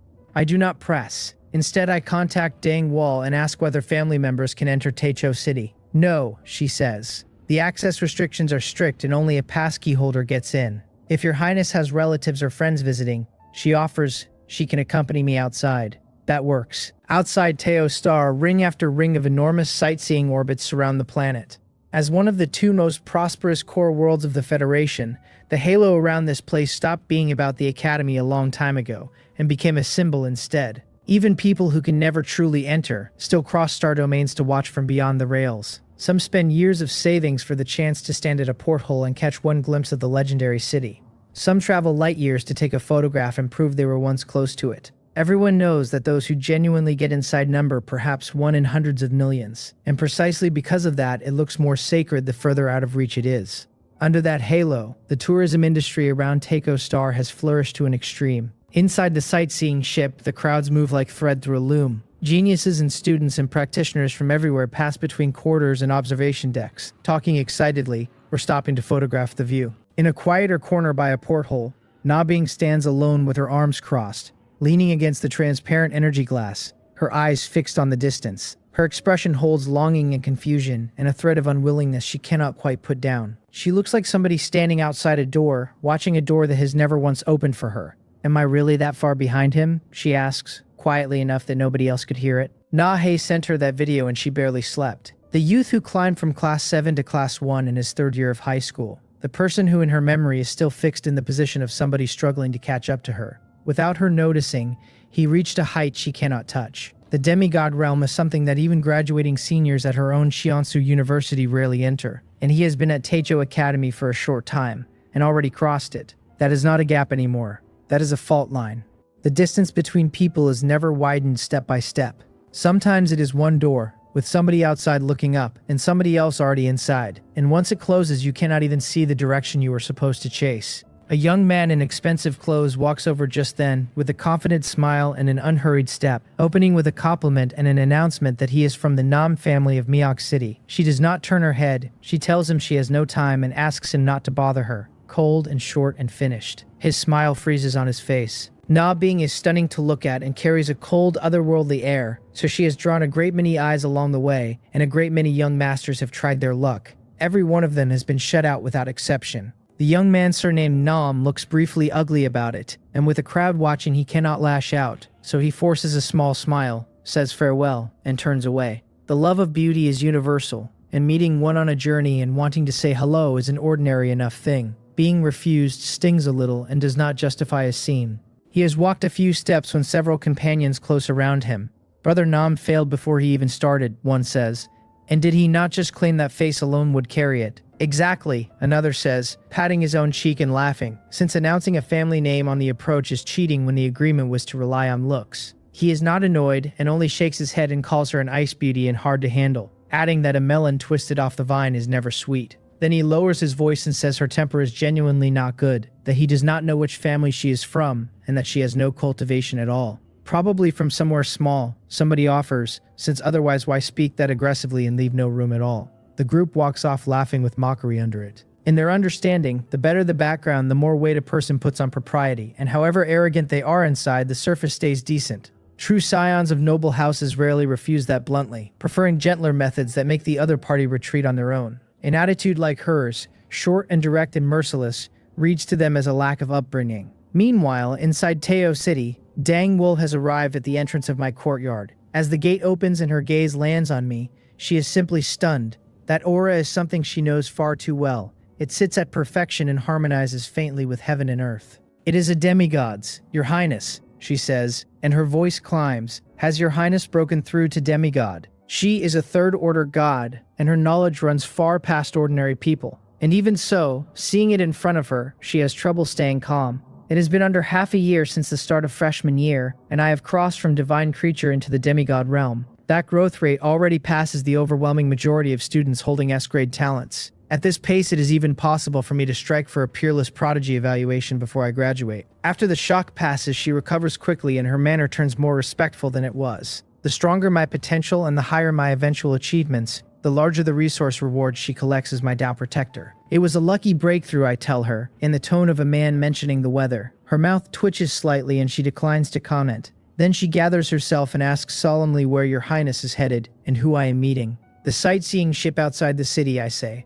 My wife. She startles, then nods and says she understands, and asks nothing further while she mobilizes her permissions. A dedicated spatial spaceship is summoned in the next moment. It is streamlined and cold, dark silver overall, its surface covered in complex energy patterns. Multiple weapon modules are folded into both sides of the hull, with muzzles and guide rails just visible under a dangerous-looking skin. This is a short-range transport that Techo City equips for the human race prodigies, she explains while guiding me aboard. The ship starts, space vibrates slightly, and it comes out directly in the sightseeing area outside the city. Inside the sightseeing ship, the crowd that has been chatting and admiring the view feels space distort faintly, and then a behemoth appears beside them with no warning at all. It runs 4 or 5 times the size of their own vessel, its hull cold with sharp lines and its armament modules half visible, and simply hovering there it puts pressure into the room. For a moment the whole ship goes silent. What level of spacecraft is that? Somebody asks. A direct space jump with no warning. Which big shot has arrived? The whispers rise and fall while the noisy atmosphere collapses under them, and the air fills faintly with tension and awe. Brother Nam is well traveled. Somebody says, so which big shot is this? The young man surnamed Nam stares at the distant ship, his expression turning unusually solemn, and lowers his voice to say it is a dedicated spacecraft for a human race prodigy. He has seen one once before. Craft at that level can only be mobilized by prodigies whom Techo City is deliberately cultivating. Then he pauses, and his tone goes noticeably serious. In one sentence he says, do not mess with them. The expressions around him shift. That exaggerated, somebody asks. He sneers and says his own brother was a B-rank genius once, and while training in Techo City he accidentally offended a prodigy. And the result, somebody asks. He was beaten badly enough that he could not get out of bed for a month. The people around him inhale sharply. That was a B-rank genius. The gazes turn towards that ship filled with more awe than before. Why would a prodigy-level figure stop in front of a sightseeing vessel at all? Nobody answers. Because the hatch is already opening. Dang Wool comes out first, and with one step the aura of a third-order god spreads out and settles over the whole area, like invisible pressure. The air seems to freeze for a moment. The demigod staff member inside the ship goes white in the face, hurries forward and bows and asks the Lord God for her instructions.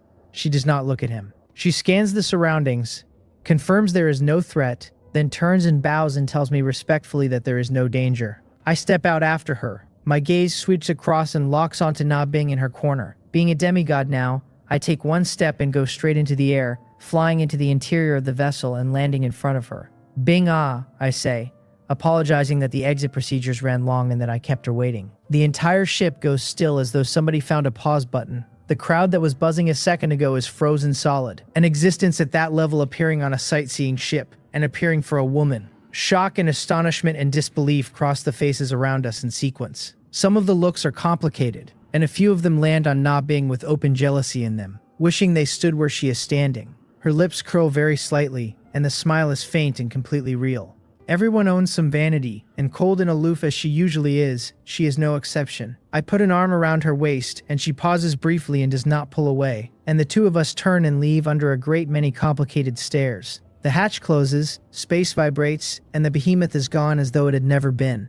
Inside the sightseeing ship, the silence holds for several breaths. Then somebody says that Brother Nam was quite brave a minute ago, and that he takes back his mockery. It is a good thing he failed, somebody adds, because if he had actually succeeded, he probably would not have made it home to the Nam family. The young man surnamed Nam has cold sweat on his forehead and tells them all to stop talking. In that moment, he felt something go down his spine. Fortunately, he did not give offense, because if a human race prodigy came looking for trouble, his own family would push him out before the other party had to lift a finger. Inside the spacecraft, Dangwoo stands to one side with her manner respectful and explains that outsiders cannot enter Taicho City, and that there are many high-specification tourist worlds nearby instead. She has already arranged a residence for myself and Madam on the Shanghan vacation planet with the presidential suite prepared. That works, I tell her. The ship starts again, space distorts, and the distance is gone in an instant. The moment we emerge, the view changes completely. If Taicho City is the summit of simplicity and order, this planet is the other extreme entirely. The whole world is lit up, neon woven into a sea of it. Countless light rails and advertising projections drifting through the sky, the architecture flamboyant and magnificent.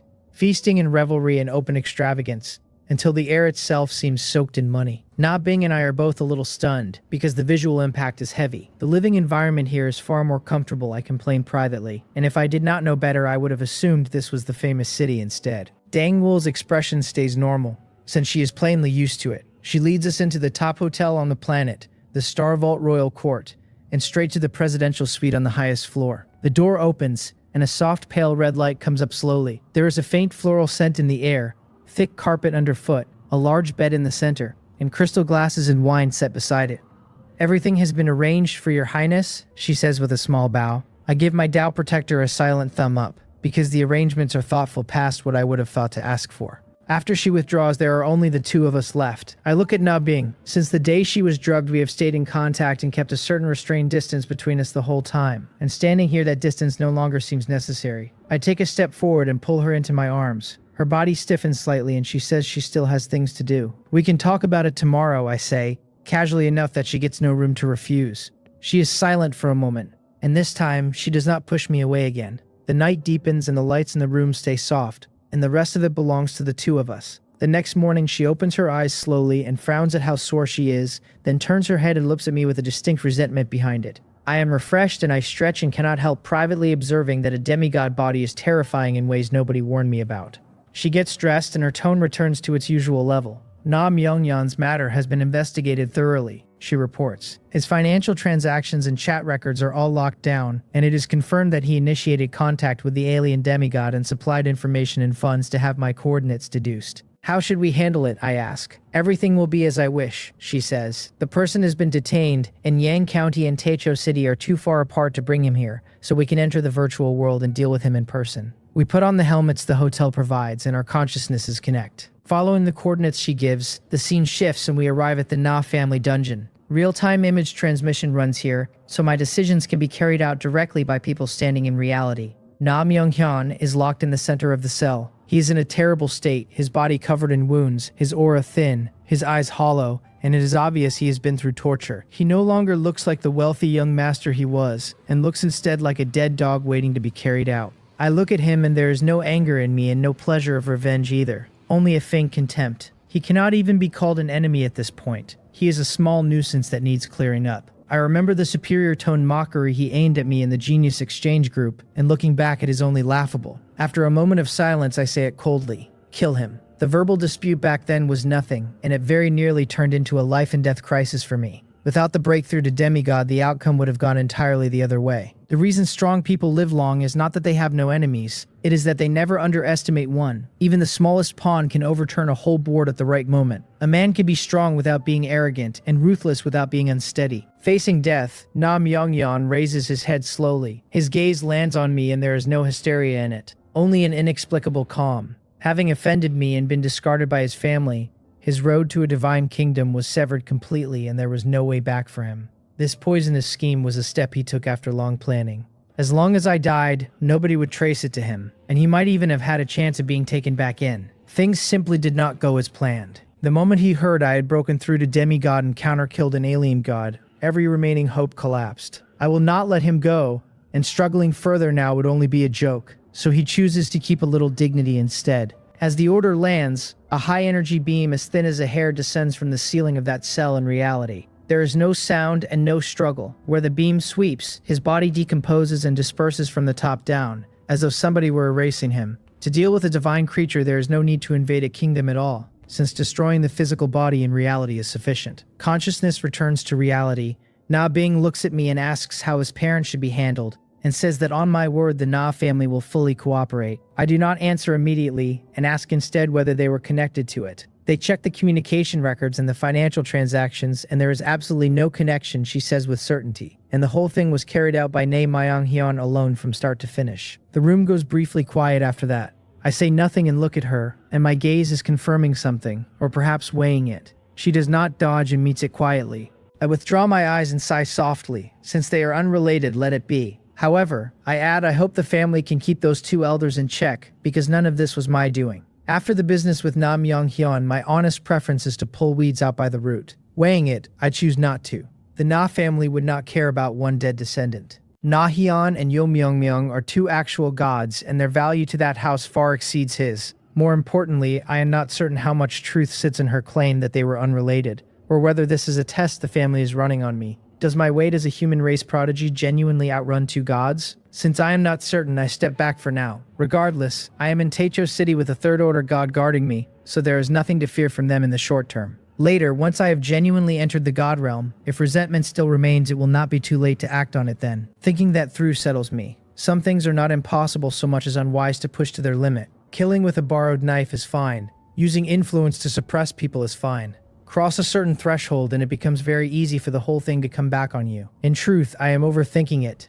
or rather I have not fully understood my own value yet. Cultivating in Taecho City and breaking through to demigod inside half a year is talent enough to drive a power like the Na family half mad. If I genuinely asked for the roots pulled, every god they have would line up on my side. Besides that matter, Na Bing says, keeping her tone as steady as she can manage, the family also asked her to transfer 100,000 divinity points and an A-grade resource building. A spiritual vein. Envy crosses her eyes as she says it, and she cannot quite stop it. Resources at that level would tempt a god. She understands perfectly well that this is no longer nurturing in any normal sense but a massive bet. The investment aimed at me alone has already passed the total spent on every genius of her generation combined. The spiritual vein is for you, I tell her. She freezes as though she has misheard. As for the divinity points, I continue. Take 40,000 yourself, 40,000 goes to Na Yu, and 10,000 each to my parents. The air goes quiet for a moment and she is completely lost. The spiritual vein, given to her. That is an A-grade resource building. A strategic resource capable of changing the cultivation environment of an entire kingdom. It cannot be bought even by somebody willing to pay, because the mall simply has no stock. 40,000 divinity points is a scale of wealth she has never touched, and used for her own development it would be enough to put her into the top ranks at Shiansu University. Her breath catches slightly and her gaze comes back to me, complicated past reading. She realizes that what I am handing her right now exceeds the total her family invested in her across all the years she has been alive. Something she cannot name rises in her slowly. The slight dissatisfaction she carried about her father's forced arrangement quietly loosens its grip. In this world, could a man be this generous with his other half? She bites her lip and her eyes heat. I do not want to go to school so soon, she says. I will stay with you another month. The ice beauty, who is normally cold as frost, can barely hold the emotion down, and she is genuinely moved. This man loves me too much, she decides privately, and I cannot go on being willful the way I was. I am briefly taken aback by that, because I did not expect that handing over resources I have no use for would work this well on my own wife. Kingdom development takes time regardless, and there is no risk in the short term, so returning to Taeko City does not feel urgent at all. Instead of that, I suggest, why do we not? I narrow my eyes and decide that staying on this vacation planet a while longer would not be bad at all. Back on Na family land in Yang County, the atmosphere has returned to normal. Na Hyun and Yo Myung are released from confinement and return to their residence, and the house is quiet. Her expression is dim and her brow carries a fatigue and sorrow she cannot put down. He only lets out a long breath as though a weight has come off him, and his expression actually relaxes. That rebellious son of theirs is dead, he says, and it is good that he is.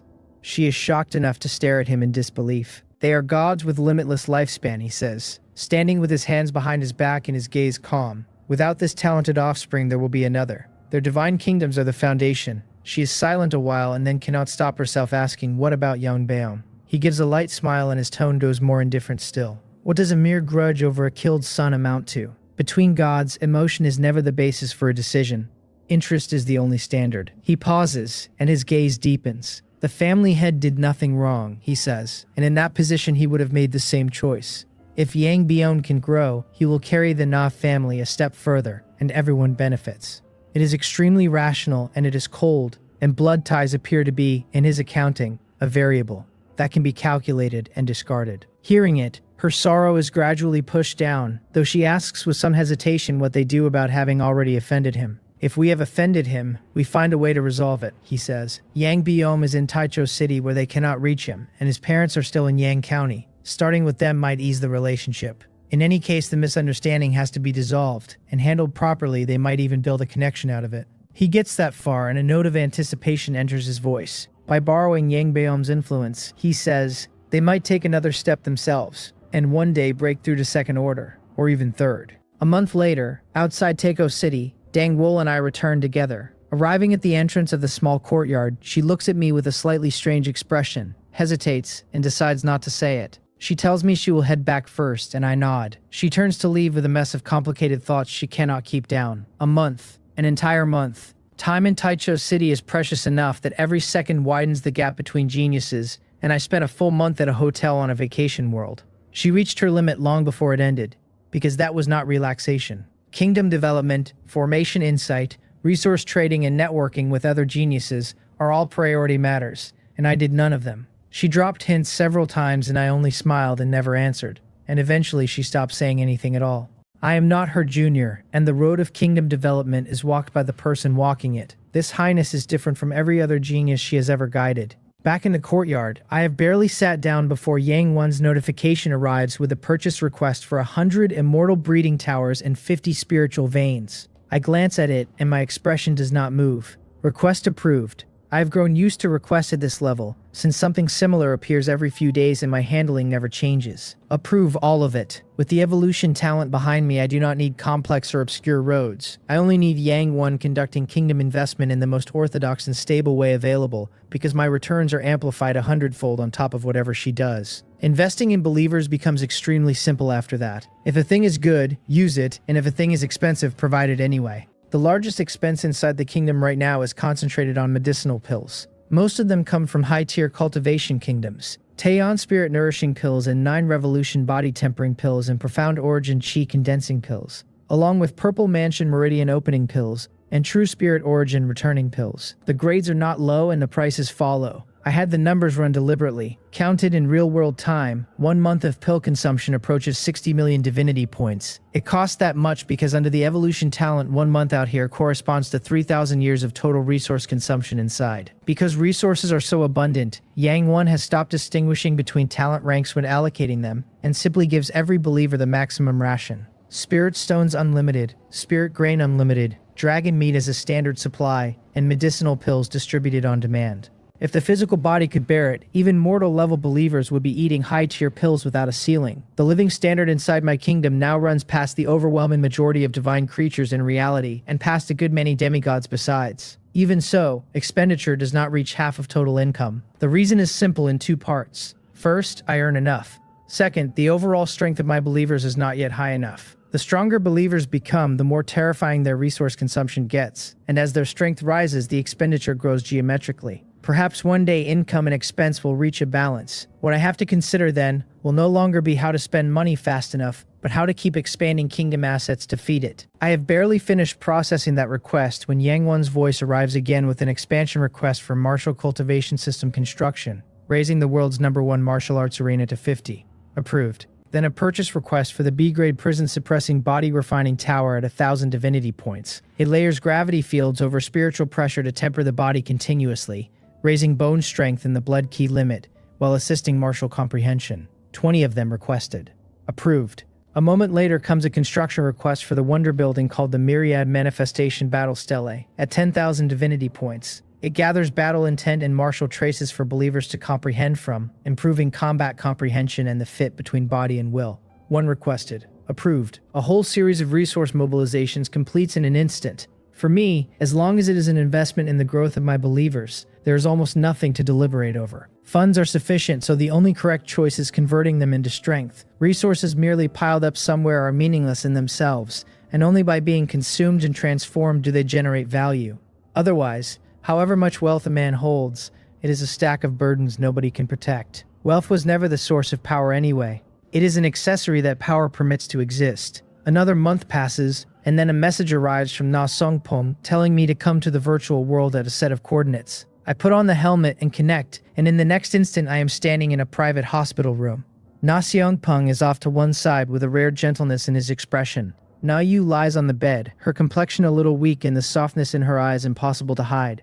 My father and my mother are here too with joy they are not bothering to contain, and by the bedside an infant lies quietly. I am startled and ask whether the baby has been born. Just a short while ago, grandfather laughs and they were waiting for me. My gaze goes to Na Yu and my tone softens. It must have been hard on her. Then I have to compensate her, she says softly. I ask how.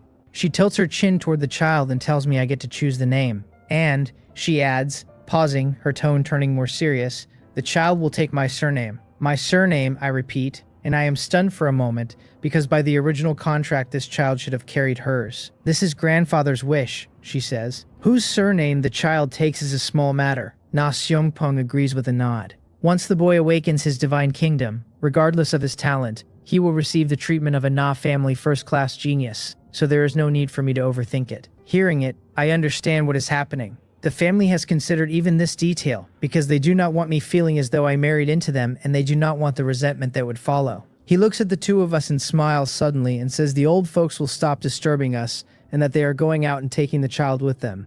My mother and my father smile and agree and tell the two young ones to talk. The 3 of them are out of the virtual world quickly, and only the 2 of us are left in the room. Come on, Na Yu says, smiling. Pick a name. I cough dryly and admit I am not very good at this. She raises an eyebrow and tells me to try. I think seriously for 2 full seconds and offer Yang 3. The air goes silent instantly. She stares at me for a moment and then rolls her eyes at me without ceremony and asks whether I am serious. I keep my expression flat and say it is simple and easy to remember. She cannot help laughing, then shakes her head and says never mind. She will do it herself. She looks down at the child with her eyes softening. He shall be called Yang Sung-yu, she says, and asks what I think of it. It is fine, I say, nodding. Every detail in that room is extremely realistic and nearly indistinguishable from reality. I reach out and play with the child a while, then set him back down by the bedside and tell her she should rest properly. Then she speaks up suddenly. Husband, she says, those 40,000 divinity points I gave her before were far too much, and she has only used 2,000. Her kingdom is recovering very quickly now, and inside a year it should be back to where it stood during university. She has heard that expenses in Techo City run very high, and asks whether I can use these resources, offering to transfer the rest to me. Hearing that, I smile and reach out and stroke her head gently. There is no need, I tell her. She needs to break through to demigod as soon as she can, and after that we will find a way to push for godhood. She's slightly startled and her eyes soften without her permission, and she says all right. I log out of the virtual world, and the instant my consciousness lands back in reality my expression changes, because the divine kingdom is moving. A surge of power erupts out of my body as some bottleneck breaks again. A believer has reached the foundation establishment realm. 2 blessings have arrived on the same day, and I do not bother hiding what my face is doing about it. A foundation establishment believer being born drives an overall leap in the level of the whole kingdom. I can feel clearly that my own strength has risen by at least a 5th. Without hesitating, I send my consciousness straight in and read the numbers. Divine Kingdom area 11 million square kilometers. Believers now include 1 at Foundation Establishment, 200,000 at Chi Refining, and 30,000 at Martial Apprentice, with 120 million at the 5th tier and billions below that. 20,000 alchemists, 660,000 adult elves, and the 10 Halls of Judgment array standing at Major Mastery. Divinity points sit at 230 million. Since the last core went in, I have not kept raising my investment. This kingdom no longer needs raw resource stacking to increase returns, and what matters now is the overall quality of it. Spiritual chi density, the cultivation environment, the combat system, and the structure of the believers, and using all 4 to raise the speed at which believers cultivate. After several months of accumulation, their combat strength has risen 5 or 6 times over. With a Foundation Establishment believer standing in it, the 10 Halls of Judgment array has reached an entirely new level. My gaze sweeps the world and I catch myself muttering that perhaps it is time to try the Techo battlefield. Consciousness returns to reality, and just as I am preparing to go back into the virtual world, my watch lights up with a group message. Sama Bang announces to the brothers that he has broken through to demigod, and that the Wolhyang Pavilion is on him. Ye Jianbong congratulates him. Mun Oksu congratulates him and says she will be there shortly. I glance at it and reply that I am heading over now. The battlefield can be entered at any hour, and refusing young Master Sama is harder than it sounds. The other 3 are already in the private room when I arrive. Sama Bang sits in the main seat in high spirits, with smugness he is not bothering to conceal. Ye Jianbong sits to one side, calm, wearing his usual polite smile. Moon Oksu sits slightly further back with her posture noticeably humbler, her eyes drifting toward the door now and then with something lonely behind them. The door opens and I walk in. Almost the instant I step inside, Ye Jianbong's expression freezes. His gaze locks onto me and his pupils shrink slightly, and he gets as far as one word. Before he can finish it, Sama Bang is already on his feet, demanding to know whether Brother Yang is broken through to demigod as well, and since when, and why nobody said anything earlier. Moon Oksu is stunned too, and the way she looks at me changes on the spot. Reality is not the virtual world, and the aura of a demigod cannot be hidden here at all. I broke through recently, I say, keeping it modest. Although the 4 of us live close together, we spend our days developing our kingdoms and communicate mostly through the virtual world, so we rarely meet in the flesh. Mun Oksu lowers her head with complicated feeling in her eyes. Even I have broken through, and I came out of an ordinary background, while she has not touched the threshold. In Cheonnam City, she was the jewel of the Mun family, an S-rank genius everyone envied. Under a year at Techo Academy has taught her exactly how much pressure her peers can apply. She used to stand on a pedestal surrounded by admirers with her talent as a halo. Once she stepped into a higher world, she found that so-called geniuses are only mortals being measured again on a different scale. The real gap is never how high somebody once stood. It is whether they can hold themselves up once the halo comes off. Sama Bang warms up and waves me to a seat. Breaking through in freshman year puts my potential near the top among human race prodigies, and my standing in his private accounting has risen considerably. I take a seat further in. Then Ye Jianbong speaks slowly and asks whether Brother Yang truly only just broke through. As the first of the 4 of us to cross, he has made huge progress these past months, and with his S-rank myriad sword body, his perception far exceeds an ordinary demigod's. That is exactly why something feels wrong to him. The faint aura coming off me is too strong, unreasonably so, and it puts a vague pressure on him that makes him doubt his own judgment. I am mildly startled, because I did not expect his mental energy to be that sharp. The demigod realm cannot be hidden, and I run cultivation and martial cultivation together with the indestructible golden body technique at major mastery, so my control over myself sits at an absolute peak. An ordinary demigod would not see through my depth. Just a bit of good luck, I say, and smile without answering directly. Doubt stays in his eyes and he does not press it. The room warms up quickly after that. Sama Bang raises his glass and asks Brother Ye what his current battlefield rank is. Around 1,900,000. You already broke 2 million, Sama Bang says, giving him a thumb up, and admits he sits somewhere past 2 million himself. He walks the martial path so his believers' bodies hold out, and he lasts a little longer, and in the end, he is still at the tail. For a first attempt, that score is already quite good, Ye Jianbong tells him. Then he turns his eyes on me and asks about mine. I have not gone yet, I say truthfully. The air goes slightly still. Not gone yet, Sama Bang repeats, stunned, then slaps the table and demands to know how a person holds back like that. He tells me to go and try it right now since the whole thing takes minutes. He raises a hand and calls for a virtual helmet, and a staff member brings one up shortly. With that in front of me, refusing is no longer available, so I take it and put it on. Consciousness connects, and the outline of Techo City expands in front of me. Familiar coordinates lock on, and I arrive in the battlefield area. A cold mechanical voice verifies my identity as freshman student Yang Biome, and asks whether I wish to connect my divine kingdom and manifest my believers. Yes, I say, and the connection completes.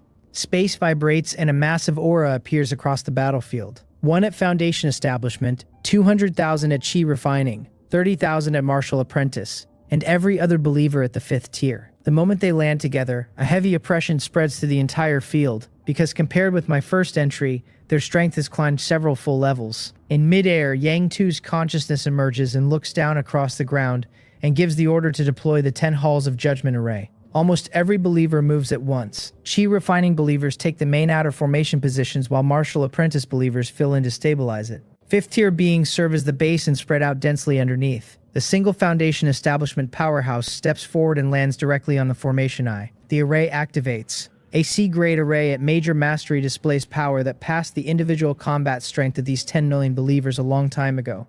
Formation patterns rise out of the ground, woven black and red like blood and evil chi converging. Layer overlaps layer from the inside outward. The auras of 10 million believers were chaotic and complex a moment ago, and now they seem to be seized by an invisible hand. They are condensed, compressed, and gathered into one. A surging wave of evil chi climbs into the sky, and between heaven and earth, a phantom takes shape. It is a blurred giant figure wearing a ceremonial crown, its face invisible, and the silhouette alone brings pressure without end. It looks like a judge risen out of the netherworld, the shadow of the judge. It stands above the formation and looks down at the field with countless auras gathered under its feet, as though the whole military formation had become its own body. I stand in midair with my eyes on the array, and tell myself quietly that a C-grade array truly earns its grade. What I want to know is how long it can last, and the thought puts a spark of interest in me. The battlefield vibrates and the first wave of alien beings appears. Apes and wolf demons and tigers and prides of lions, packed dense, surging in from every direction like a flood,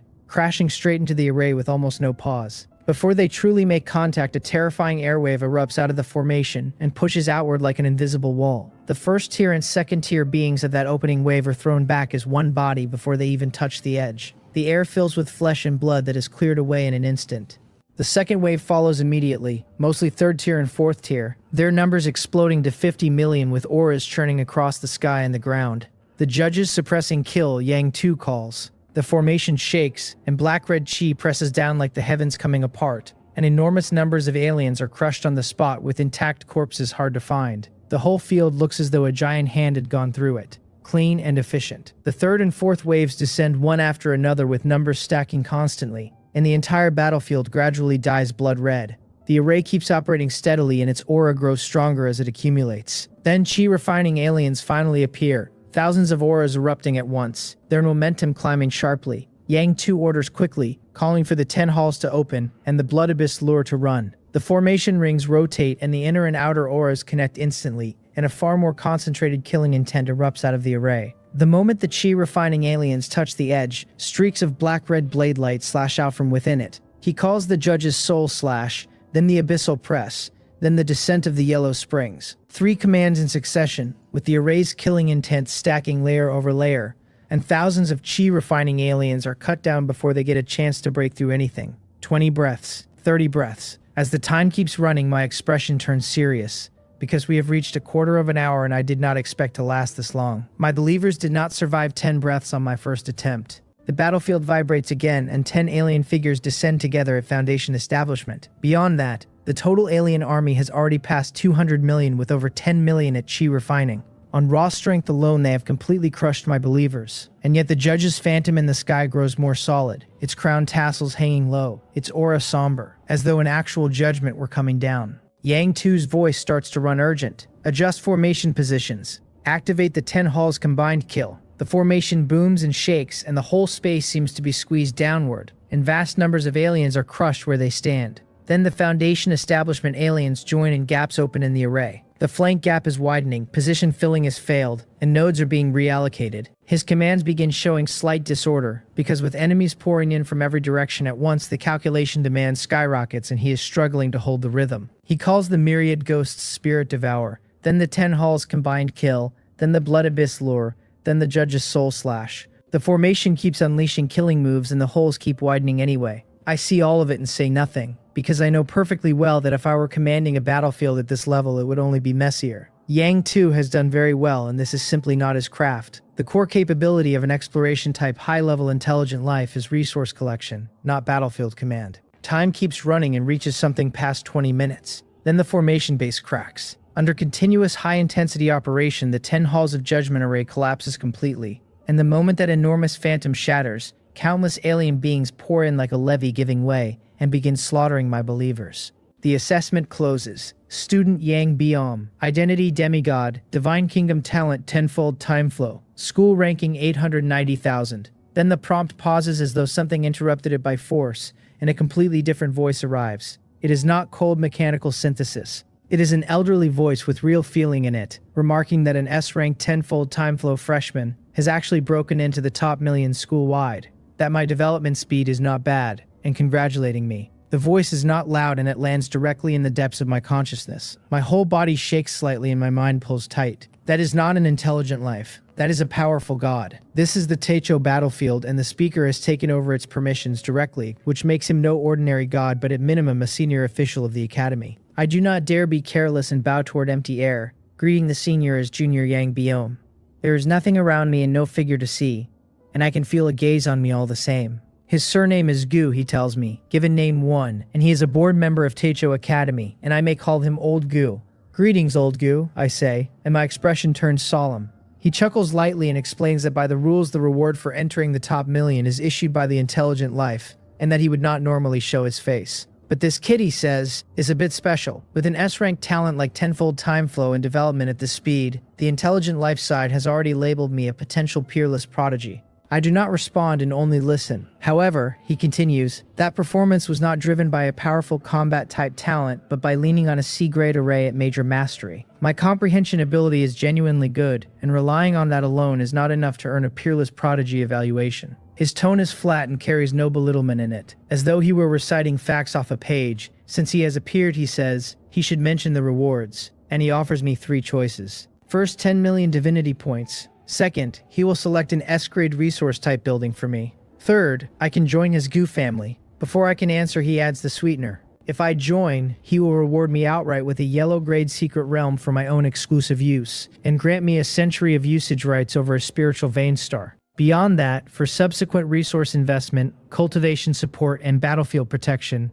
I would receive the same treatment as the Gu family's own prodigies. Confidence enters his voice as he finishes, when he says the resources available through the family run 100 or even 1,000 times past the first 2 options. The conditions are so lopsided that the senior clearly thinks highly of me, and what a pity that is. Unlike back in Yang County, I now hold starting capital of my own and have no wish to be bound to a great house. He does not know that, and in his view I have no reason to refuse him. Holding an S-rank talent that eats resources at that rate, anybody who is not a fool should know how to choose, especially when the invitation comes from one of the 5 giants. With the potential I have shown, I genuinely have a chance at the Peerless Prodigy title inside 4 years, and that is exactly why the offer is shaped the way it is. I choose the second option. I tell him seriously, the S-grade resource type building. A trace of surprise he cannot quite hide enters his voice from the empty air, and he asks whether I can tell him why. This junior has no plans to join any great house for the time being, I say, and I do not much like being restricted. The answer is direct, and I do not dress it up. He is silent a moment, then chuckles lightly and says it is understandable, and that young people always have their own ideas. However, he adds, if I ever have the intention, I can contact the Gu family at any time. With my talent, I need a vast quantity of basic resources behind me, and in that respect his family suits me very well. His tone stays gentle and he does not press it further. He has also formed his judgment of me by now. A boy out of a remote place with limited exposure, making an almost capricious decision when offered choices like those. In this era, which top prodigy is not backed by a great house, without resources, however strong the talent, it stays talk. 4 years of university will be enough for me to see that clearly. When I watch my friends' kingdoms expanding on family resources while I gradually struggle, I will understand what I passed up today. So-called choices are sometimes just confidence bounded by a person's horizon. An investment contract for a human race prodigy would never require Go-Wan to appear personally, and nobody else from his family could have offered what he offered. In his view, I have missed an enormous opportunity. Opportunities never turn only on whether they appear. They turn more on whether a person can recognize one and take hold of it, and strength and luck and vision are all required. He says no more about it and tells me the S-grade building is mine, divine weapon forging platform, and the information enters my consciousness whole. Then his tone shifts slightly and he offers a small piece of advice. Since he is already here, my performance on the battlefield had one glaring flaw, which is that my command was terrible. My intelligent life is not good at large-scale combat coordination, and he assumes I noticed it myself. Comprehending a C-grade array to major mastery makes my comprehension ability top tier even in the history of Taicho Academy, he adds. In future tests, I should try commanding personally, because my score might improve further. In his view, the battle lasted as long as it did entirely because of the array. Setting the array aside, my believers are merely mediocre, so competent command should have produced a much higher number. He does not know that I never comprehended that array at all, and that if I commanded personally, the result would be worse than letting the believers sort themselves out. However strong comprehension is, he says, it is only an early stage advantage, and as a kingdom develops, the believers eventually comprehend the essence of arrays themselves. So I should not be conceited. In future Divine Kingdom wars, gods cannot always command personally, and he suggests equipping a war-type high-level intelligent life, which is the core of large-scale warfare. I nod and bow with my hands clasped, and thank Elder Gu for the guidance. My consciousness returns and I take the helmet off slowly. The moment I look up, Sama Bang is already beside me opening his watch to search. Why did that take so long, he mutters while he works, and asks whether Brother Yang was deliberately stalling to manufacture the impression of a great score, and says to let him look. Then his voice stops dead and he freezes.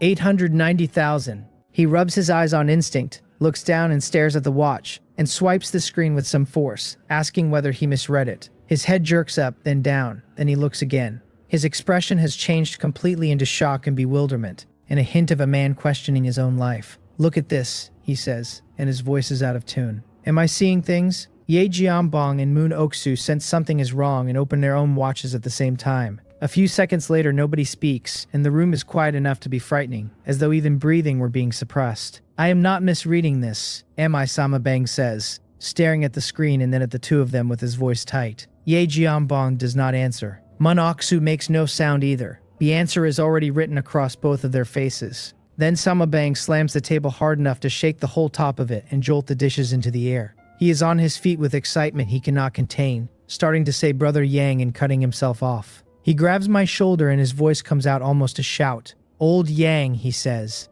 you are far too fierce.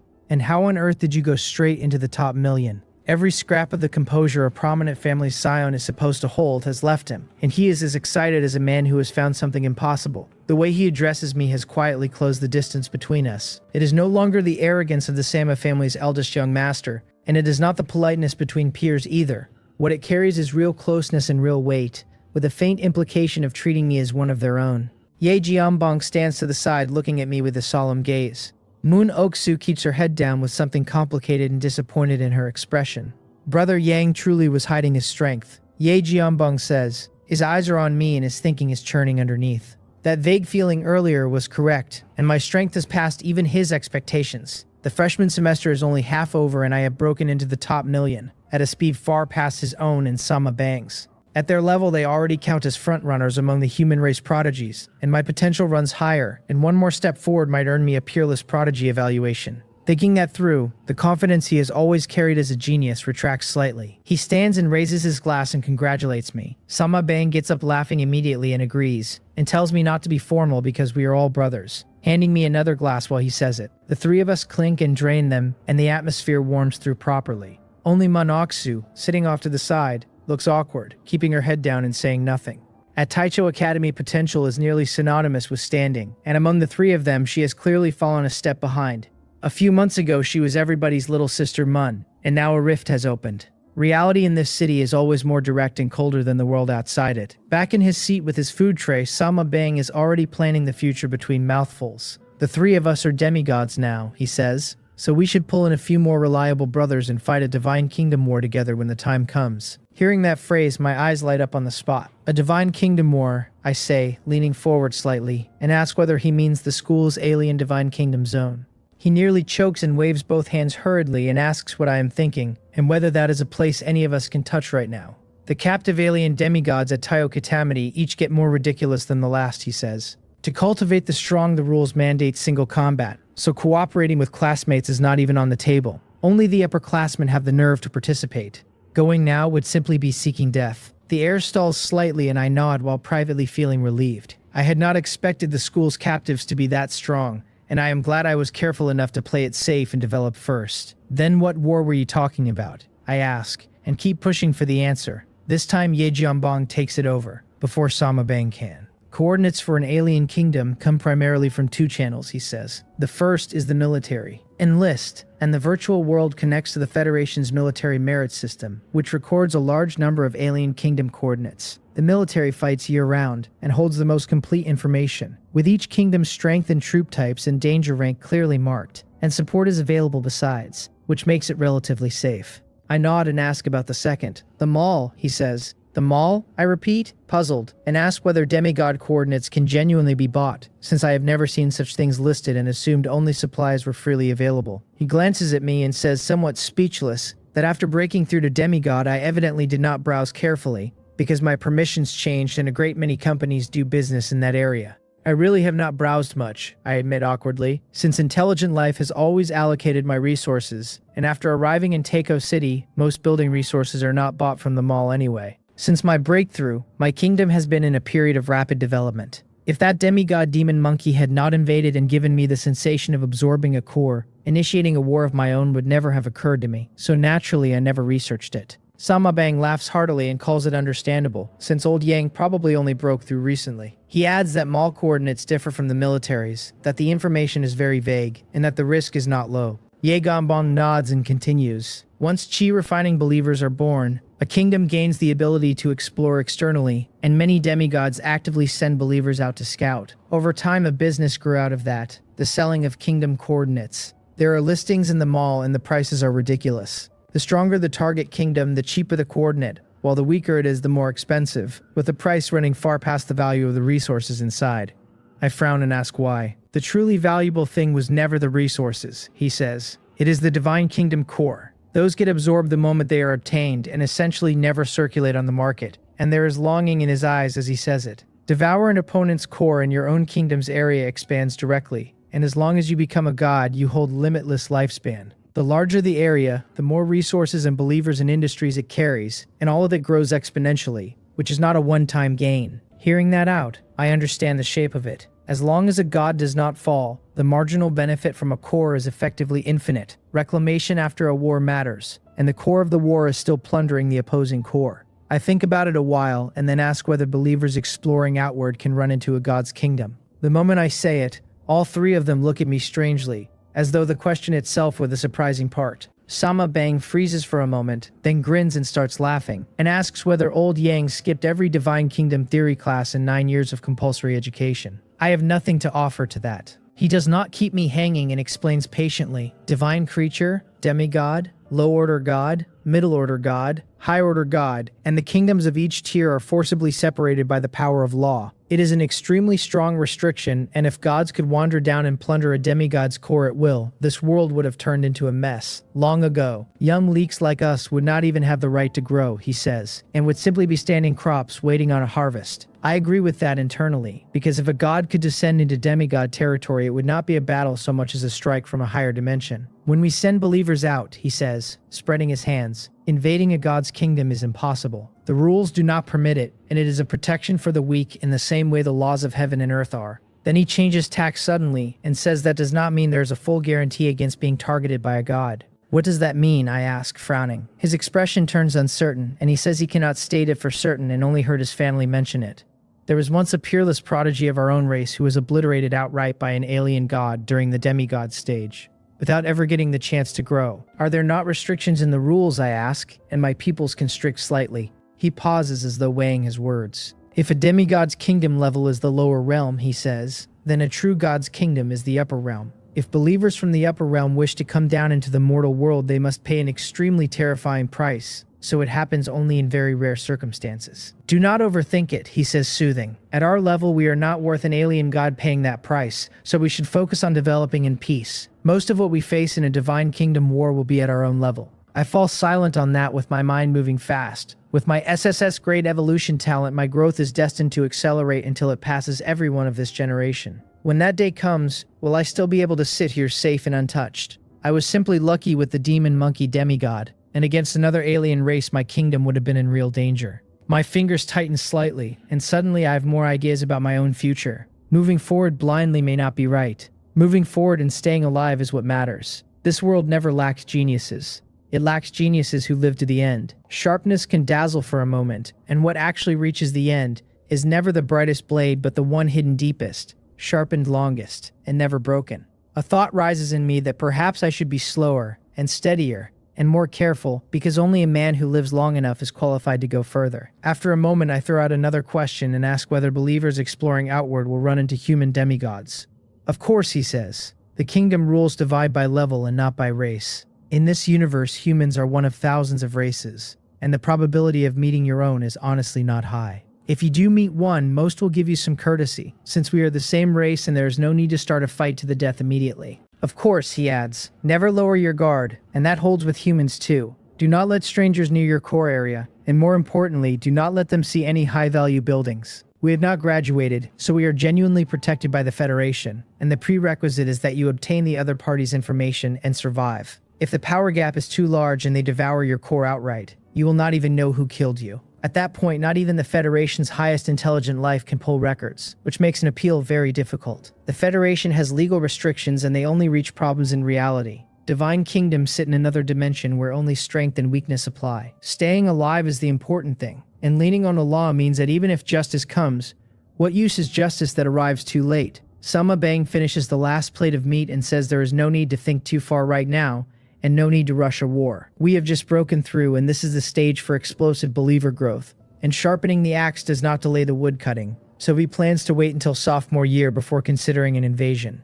Once our strength is up, the risk drops considerably. Ye Jianbong agrees. When the time comes, we can act together, Sama Bang says. Pool money for coordinates, explore together, share the risks, and distribute the core and the resources according to contribution. Participating in a war alone is too risky, and teaming up is the mainstream approach. Whether it is large-scale combat with alien races on the front lines or launching a war through purchased coordinates in the rear, people travel in groups. Families, classmates, acquaintances, and anyone with mutual trust can cooperate. With more people, the spoils get divided, and the margin for error rises, and so does efficiency. I do not respond and only listen quietly because my thinking is somewhere completely different. With 100-fold time acceleration, my kingdom's troop recovery runs far past anything ordinary. Other people need to team up because their military strength is limited and their margin for error is thin. I can hold my own against 100, and the more I act alone, the larger my advantage grows. More importantly, cooperation means fighting together and allocating jointly, which exposes information. My troop structure, my development path, and my kingdom coordinates could all become known to these friends. For others, cooperation reduces risk. For me, it would reduce my take and add risks I do not currently carry. My eyes narrow slightly as the thought passes and I let nothing of it show.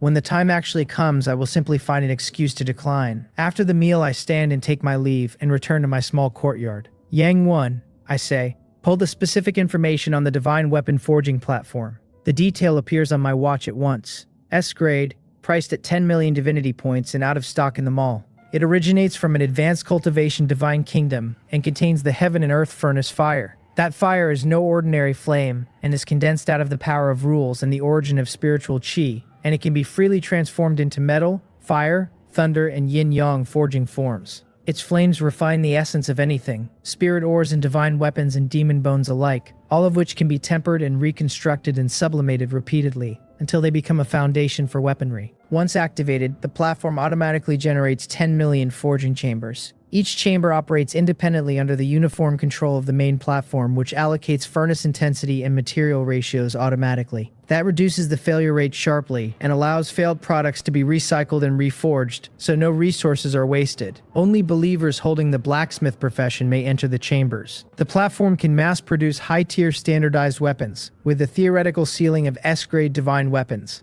The evaluation calls it a top-tier war resource with output sufficient to cover the long-term combat consumption of 100 billion believers. As expected of an S-grade building, and I cannot help marveling at it, supporting long-term warfare for 100 billion believers, without any specific production figures given, is enough on its own to tell me I will not worry about weapons for a very long time. Most of what the Spirit Weapon Workshop produces is D-grade or lower, and its C-grade output is extremely limited. Foundation establishment experts have already been born in my kingdom, and I hold only 10,000 sets of B-grade weapons in reserve.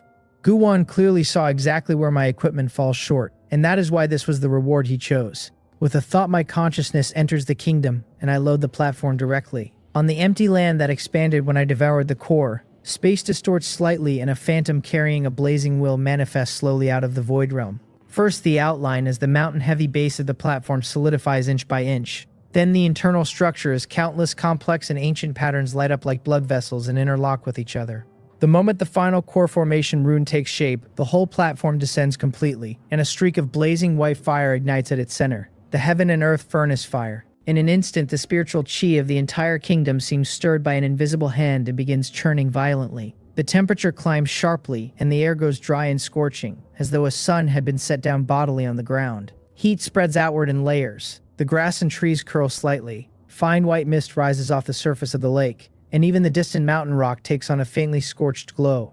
My consciousness hovers high above and senses every part of that change. So this is the heaven and earth furnace fire, I say, frowning slightly, and the temperature is a bit troublesome. In only moments, the perceived temperature across the entire kingdom has climbed 3 or 4 degrees. Mortal believers are the first to find it unbearable, and a commotion begins as they soak through with sweat, and their faces show real discomfort. An S-grade building with an aura this violent is plainly a little much for my kingdom to absorb right now. The furnace fire was born for forging, and the energy it sheds has already begun to hurt the ecology around it. Yang Won's calm voice arrives right then. She suggests purchasing 1,000 B-grade defensive buildings, the 9 profound ice towers, at 30 divinity points each. They strengthen the overall defense system, and the cold they release continuously neutralizes the heat overflowing from the platform. Application approved, I say. 1,000 of them comes to 30,000 divinity points, which for the vast majority of demigods would be their entire net worth, and for me is a normal expense. According to the data, she continues, the platform can forge C-grade weapons automatically and carries a fully automated internal mining system. It can connect to 10 large ore veins at once, so she applies to purchase the matching ore vein resources. Approved. The spirit weapon workshop is put up for sale along with the small ore veins. Approved. Considering long-term development, she suggests adding a blacksmith profession system and applies to raise the Teiko Academy budget specifically to train believers in forging. I am silent for a moment and then answer. Raise the daily budget to 2,000 divinity points and advance alchemy and forging simultaneously. I want a group of believers who can genuinely enter that platform and craft high-level weapons in the shortest time available. Since my breakthrough,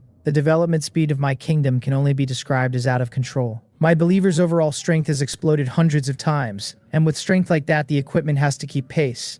Even a chi-refining believer, fully outfitted in B-grade gear, would crush an unequipped opponent of the same realm. Combat power was never only realm. Martial skills, equipment, physique, and cultivation techniques are all keys to which side walks away. Since taking the loan from Elephant Lending, I have poured nearly all my attention into expanding the kingdom, and I have quietly ignored the completion of my believers' combat system. Only now do I see clearly that this is the most obvious shortcoming I own. Yes, Master, Yang Won answers, crisp and efficient. As expected of advanced intelligent life, every task is finished the moment the words are out of my mouth. The spirit weapon workshop and the small ore veins are all listed. 1,009 profound ice towers are already in place across the kingdom, and cold air spreads slowly like mist and meets the furnace fire coming the other way. The sweltering air cools quickly, and the temperature stabilizes inside the range best suited to living and cultivating in. Meanwhile, 10 large ore veins have been arranged around the platform, the mountains rising up with the vein patterns clearly visible in them. Accompanied by a low mechanical roar, automated mining devices begin operating one after another. Ore is mined and sorted and cut rapidly, then fed continuously into the platform along crisscrossing conveyors. Firelight surges as smelting and forging and tempering complete in one motion. I can perceive clearly that C-grade weapons are being manufactured in a continuous stream with almost no pause anywhere in the line. In this era, most divine creatures on the logistics path hesitate repeatedly and do not dare buy even F-grade weapons for a long stretch. One batch of low-level weapons often means months or years of accumulation. At a higher level, C-grade weapons are mass-produced consumables coming off an assembly line and stacked in thousands like hills. They get phased out and replaced before anybody has used them. Resources never truly disappear. They simply concentrate into a few hands by various routes. The weak calculate meticulously to live one more day, and the strong wave a hand and move armies. It is a class divide that is almost impossible to cross. Everybody in this world walks their own road, and some are content with the trajectory they were handed while others gamble everything on rewriting it. I am no saint and I cannot feel pity for all living things. I am only gripping the sliver of possibility that belongs to me while the weather does what it does. Class is a mountain and it will not collapse on its own. A man climbs it and strikes at it and endures it step by step, and that is how the present changes and how he changes with it. My gaze narrows slightly, and I speak calmly. Yang 1. Pull the specific information for a war-type advanced intelligent life. I am naturally not going to ignore Guwan's advice. On the battlefield, Yang 2 already showed a ceiling commanding 10 million believers, and in a true Divine Kingdom war, the forces committed only get more terrifying. Since resources are abundant, waiting for the problem to arrive before fixing it would be foolish, so I prepare for rain while the sky is clear.